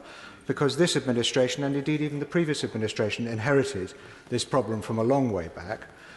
Doesn't it represent a massive strategic national failure, and indeed a failure of Western strategy, that the Five Eyes have been left in this position? And how will we learn those lessons? Will he set up a post-hoc review to learn lessons from this situation? My honourable friend, I entirely agree. I think I expressed in my statement this was a market failure, but he's right also to say it's a failure of government and indeed a failure of Western governments. We have set out a whole range of things that we will do, fiscal measures, regulatory measures, international collaboration, to make sure we never find ourselves in that situation again. Andrew Griffiths. my right honourable friend on what I think is a thoughtful and calibrated proposal.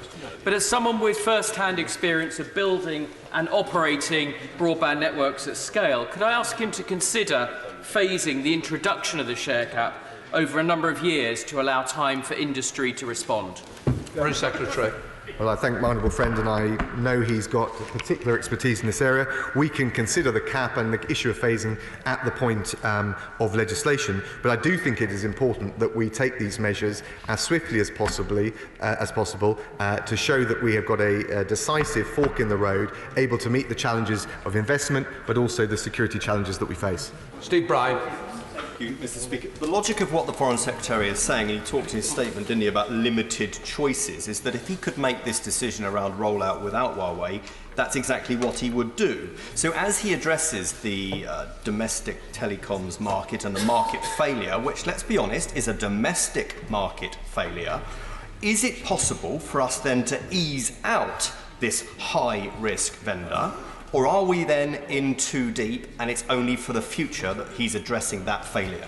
Mr. Secretary. I think my honourable friend makes a very good point. And no, it wouldn't just be for the future. The reality is with a 35% cap, which could be changed over time, and with a set of investment initiatives that we need to take on in order to diversify supply. I can't give them a precise date, but we ought to, as soon as possible, start to grapple both with the domestic challenge, but also then in regulatory terms what we do afterwards. And the reality is the more homegrown, trusted supply we have, the less we would need to rely on high-risk vendors. James Cartledge. Thank you, Mr. Speaker. In debate after debate in this chamber on the economy, honourable member after honourable member will rightly lament this country's long-standing failure to raise its productivity in reality. Now, there are serious security concerns, which my right friend has addressed very pragmatically.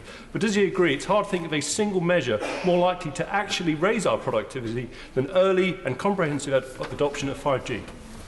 Foreign Secretary. My honourable friend is right, and I think for those that advocate an outright ban, they need to come out and defend what that would mean, first of all, in relation to security, because it would not be a targeted response to the security challenges we face, and secondly, the investment, the delay, the speed of the rollout of 5G.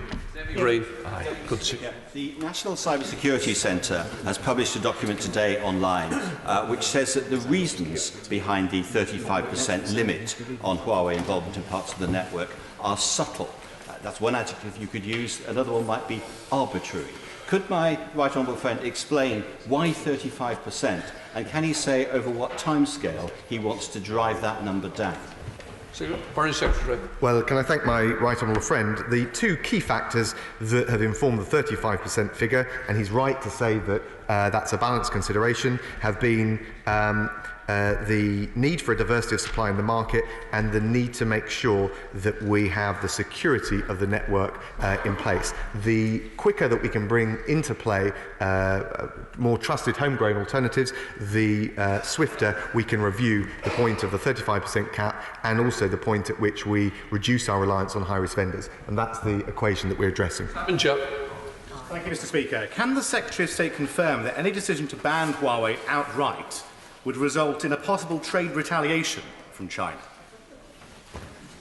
Well, there would be that risk, but that's, and I thank the honourable gentleman for his question, but that is not the basis on which this decision has been made. We have looked at the evidence, we have consulted partners across the board, and we have come to the right decision for the United Kingdom, and both on the issue of investment in 5G, but also critically on the right targeted, focused approach to protecting our infrastructure. Richard Drax. Thank you, Mr. Speaker. Bearing in mind we're under constant cyber attack by China, I'm baffled by this decision today, and particularly with 5G. As I understand from all the commentators, it's very hard for 5G to distinguish, where possible, between core and periphery. And if the government gives access to the periphery, it will get to the core. That is what we are hearing. Surely that is a major threat to our security. Secretary. Well, I thank my honourable friend. With respect, I disagree. The core, and it is tangible enough to identify it, certainly at present, is the nerve centre for the telecommunications network. It's the most sensitive set of functions, like protecting sensitive data and making sure that the network as a whole keeps running. The periphery, the edge, so to speak, things like transport and the transmission network, which are important but not the same level of critical sensitivity, and that is the basis on which the decision and the approach we've taken today is based. Michael Tomlinson. Thank you, Mr. Speaker. Digital connectivity is vital for Mid Dorset and North Poole and for other rural and semi-rural constituencies like mine. The Foreign Secretary mentioned mitigations. What further reassurance can he give to my constituents and to our international allies that our digital infrastructure will remain secure and safe? And I thank my honourable friend. I can give him and his constituents the reassurance that we've taken the right decision to make sure we can roll out 5G and have our ambitions for levelling up right across the country at the same time as protecting our infrastructure from the high-level risks where they particularly are targeted and focused. Jonathan Jindosler. Mr. Speaker, given what I've heard today, I accept the sense of the government's position. However, in terms of drafting a contract with Huawei, would it not make sense, as far as the British public are concerned, that if there was to be a breach of national security, then it should be Huawei who pays for the replacement, not the British public? Foreign Secretary. Well, I thank my honourable friend. I mean, I agree with the spirit with which he spoke. Of course, if there was that kind of breach, it would almost certainly be a criminal offence, not just a contractual issue. But what I can reassure him that the legislation will set out all the recourse that would be had against the operators. Alan Kearns. Thank you, Mr. Speaker. For me, there are two key issues in this. There'll be the technology and security challenges for which my right honourable friend will have received the UK and even the world's leading advice from the leading authorities. But on the other hand, there will also be the political fallout. What assessment has my right honourable friend and the government made about the impact of this decision on the politics with some of our international partners? Thank my right honourable friend. I think we've taken a sensible, sober decision based on rigorous analysis, and we will rightly defend it as such with whoever is interested to know the basis for the decision. Equally, there is an important piece of work to do looking forward, as honourable members have expressed, in relation to making sure that we and other Five Eyes partners do not find themselves in this position again. Sir Geoffrey Clifton-Brown. Speaker, I welcome my honourable friend's statement today, but he must recognise there are considerable fears about this decision. In order to allay those, will he run a government information campaign to deal with the technical issues, the oversight by the Cyber Security Centre and the technical issues, difference between the core and the periphery, and secondly, to detail the very stringent worldwide regulatory powers that he's going to put in place? I thank my honourable friend, and we will certainly look at both of those points. Rob Butler. Thank you, Mr. Speaker. Having heard the very considerable concerns both inside and outside this House today, will my right honourable friend assure me and my constituents in Aylesbury of one simple thing, which is that the government will always prioritise national security and heed the advice of the security services when it comes to our critical national infrastructure? Foreign Secretary. Thank my honourable friend. I can assure him that that is precisely what the government has done in this particular decision. Thank you very much. We'll now move on. With the leader of the House, we will debate motions number 2 and 3 on criminal law together. I call the Minister to move the first motion. Thank you, Mr. Deputy Speaker. I beg to move that this House approves the release of Prisoners Regulations 2019 and the Criminal Justice and Courts Act Consequential Amendments Regulations 2019 as well. Mr. Deputy Speaker, it has been 47 days since the general election, and these orders before us today, these regulations, deliver on a critical manifesto commitment. Taken together, they ensure that the most serious, violent and sexual offenders spend 2/3 of their sentence in jail rather than half of their sentence, as is currently the case. By making this change, by making sure they spend 2/3 rather than 1/2 of their sentence in jail, we both protect the public and ensure that justice is better done. We protect the public because, of course, while someone is in prison, they can't commit any further offences, and this will increase the length of time they spend in prison. And secondly, it will build public confidence in the justice system in general and the sentencing regime in particular. Will you allow me on that one? Yes, of course. Wouldn't the public's confidence be served if prisoners served the sentence that was delivered in court, rather than this complete fabrication that we have, where the sentence is announced and everybody works out on the back of a fag packet what it actually means in terms of the sentence that will be served. Why go for 2/3 from a half? Why not have the sentence that was delivered in court by a judge served? Well, of course, for many of them, the sort of most dangerous offenders, there are provisions to ensure they do serve all of their sentence in jail, which I'll come on and explain in a moment. But for many offenders, the sentence has two parts. It has the part served in jail, and then it has the part supervised on licence following release from jail, which together make up the sentence.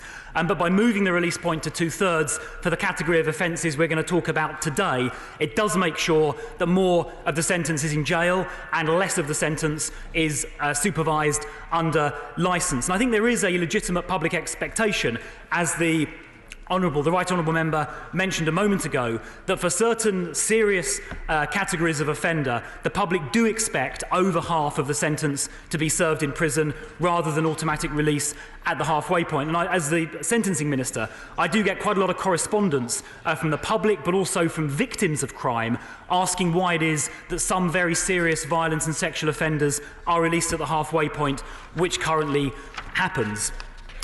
I should just make clear what we're not going to be covering today. So in today's debate in these regulations, we're not covering serious terrorist offenders.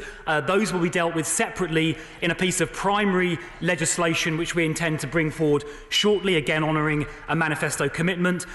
Nor are we going to be covering the wider issues to do with sentencing, which we're going to be considering via a sentencing white paper and then a sentencing bill later this year. Now, to my honourable friend. Thank you. I'm very grateful for the Minister setting out the timetable that he sees going forward. He knows that I have been campaigning hard for Tony's Law in honour of Tony Hudgell, a child who was brutally attacked by his both birth parents and left with very severe injuries, and campaigning for a longer sentence. When does he think that we might get to that in his legislative programme? Minister. Well, of course, victims who feel that a sentence is unduly lenient do now have a 28-day period following sentence to apply under the unduly lenient sentencing scheme to the Attorney General, who can then make a reference to the Court of Appeal.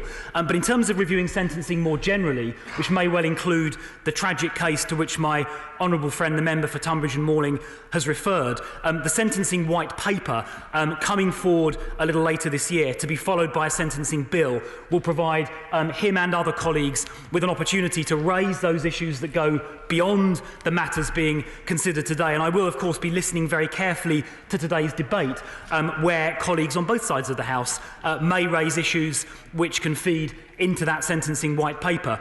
One topic which the sentencing white paper, I will come on to my friend in a moment, will certainly deal with, not today but in the sentencing white paper, is the question of very short custodial sentences, which are not particularly effective at stopping reoffending. The white paper will address that, and in particular it will be making proposals to do more to treat the causes of offending behaviour, in particular drug and alcohol addiction, and also mental health problems, which are often the cause of high-volume repeat offending, and short custodial sentences are not very effectively dealing with that cohort of offenders. But that is not the topic of today's regulations. That's a matter we'll come to in the forthcoming white paper and sentencing bill.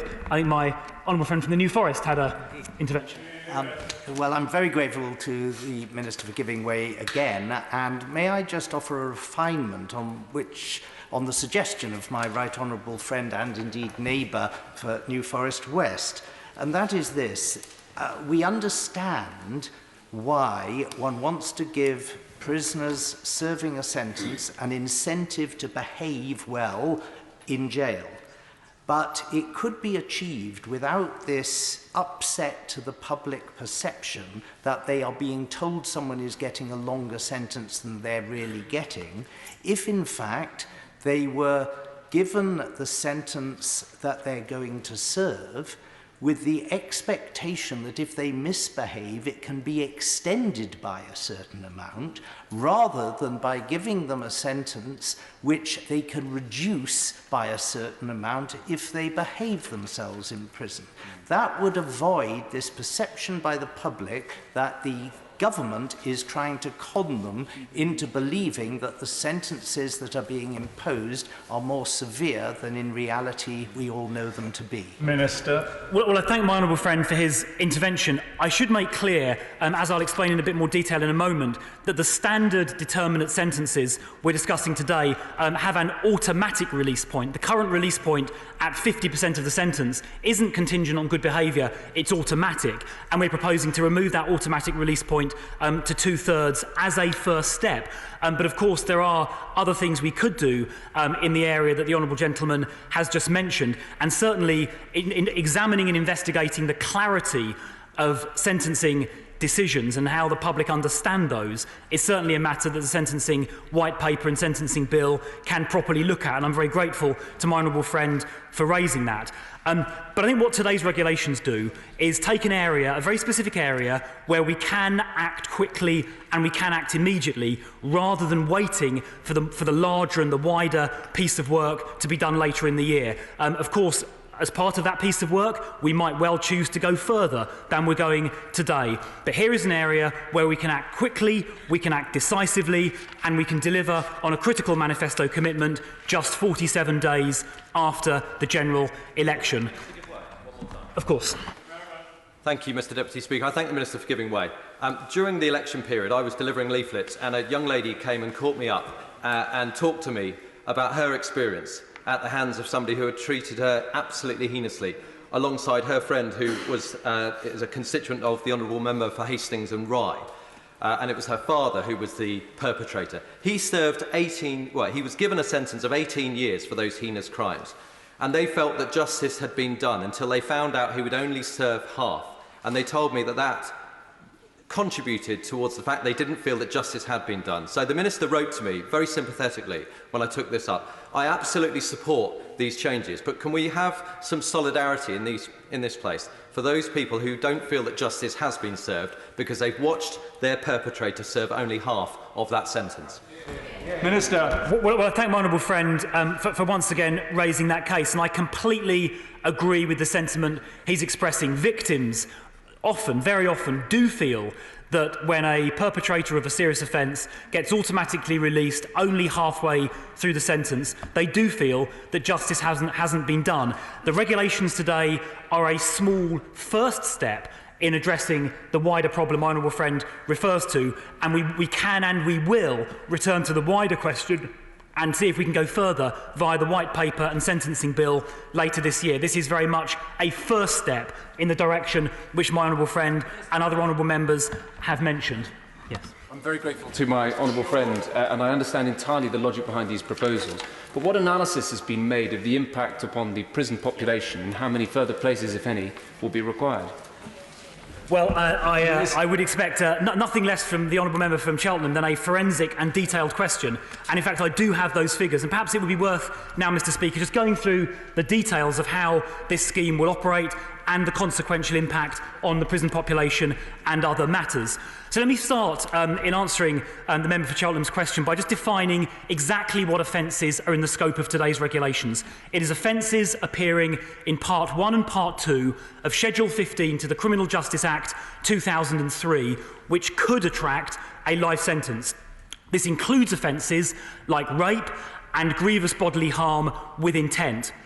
Currently, there are 3 types of sentence that might be handed down for these offences. The first is for the most serious offences, is a life sentence with a tariff. The tariff is the minimum amount the offender will serve, after which they're eligible for release by the parole board at the parole board's discretion. The second type of sentence, the next most serious, is for offenders deemed by the judge to be dangerous. That is called an extended determinate sentence, an EDS, and for those offences, the prisoner is eligible for release after 2/3 of their sentence, subject to parole board discretion, and after release and after their prison sentence, they're subject to an extended period on licence. there is a third type of sentence, the type we're going to talk about today, which is a standard determinate sentence, which is eligible for automatic release at the halfway point with no involvement from the parole board. Those are the sentences that most concern the government, and those are the sentences where we're acting today. Now, in terms of numbers, in 2018, there were just under 6,000, 5,862 to be precise, sentences handed down that met the criteria I've just laid out. Now, some people online have suggested that most of these sentences are EDSs and therefore today's regulations make very little difference. That is categorically untrue. Of those 5,862 sentences, only 90 were life sentences, 243 were extended determinate sentences, but 4,735, 81% of these sentences were standard determinate sentences with automatic release at the halfway point. The vast majority of these sentences for very serious crimes had automatic release after only half the sentence. And in fact, if you look specifically at the crime of rape, 84% of rape convictions had a standard determinate sentence. 84% of rapists incarcerated were eligible for automatic release at the halfway point. And we take the view that is simply not right. Yes. Thank you. The Minister has outlined that this applies to rapists and to those accused and found guilty of GBH. We're talking about incredibly... Sorry? GBH with intent. So we're talking about incredibly violent criminals. But the government's own assessment of these proposed laws say that they could increase the prison overcrowding, significant costs could be introduced, and it could lead to increased prisoner violence. The gravest risk, however, is that prisoners spend more of their sentence in prison. If they spend more of their sentence in prison, they spend less of their time on release with a licence, which could actually lead to the increased risk of reoffending. So whilst we are all sympathetic to the victims of crime who will feel like maybe justice hasn't been done, what we absolutely mustn't do is introduce an increased risk of violence and reoffending after they finish their term. So instead of talking tough on crime, will the government follow the evidence and do what is necessary to prevent crime and to reduce reoffending? Minister. Well, Mr. Deputy Speaker, in my view, taking this cohort of prisoners and ensuring that they stay in prison for a bit longer does serve the public interest. It does serve public safety, because while they are in prison, of course, they can't commit further offences. They will still spend a third of their sentence on licence, but of course, while they are in prison, there is an opportunity to take part in rehabilitative activity. There will be an impact on the prison population, which I'll outline in a moment. The member for Cheltenham asked the same question. We are making provision to ensure those places are available and that meaningful rehabilitative work can take place. But this is about preventing crime by ensuring serious offenders are in prison for a bit longer, and it's about ensuring that victims' rights are respected by making sure the time served in prison better reflects the sentence handed down by the judge. Now, the step I will give one last time before making some progress. I'm grateful to the Minister for giving away. He's been very generous with this, and can I welcome this announcement today? I think it injects an element of honesty in our sentencing system and reduces the amount of confusion and frustration that exists amongst victims. But will it be absolutely categoric that this is part of a process and not an event in itself? So we will see further occasions where this will be rolled out so that there can be more justice for the victims of crime.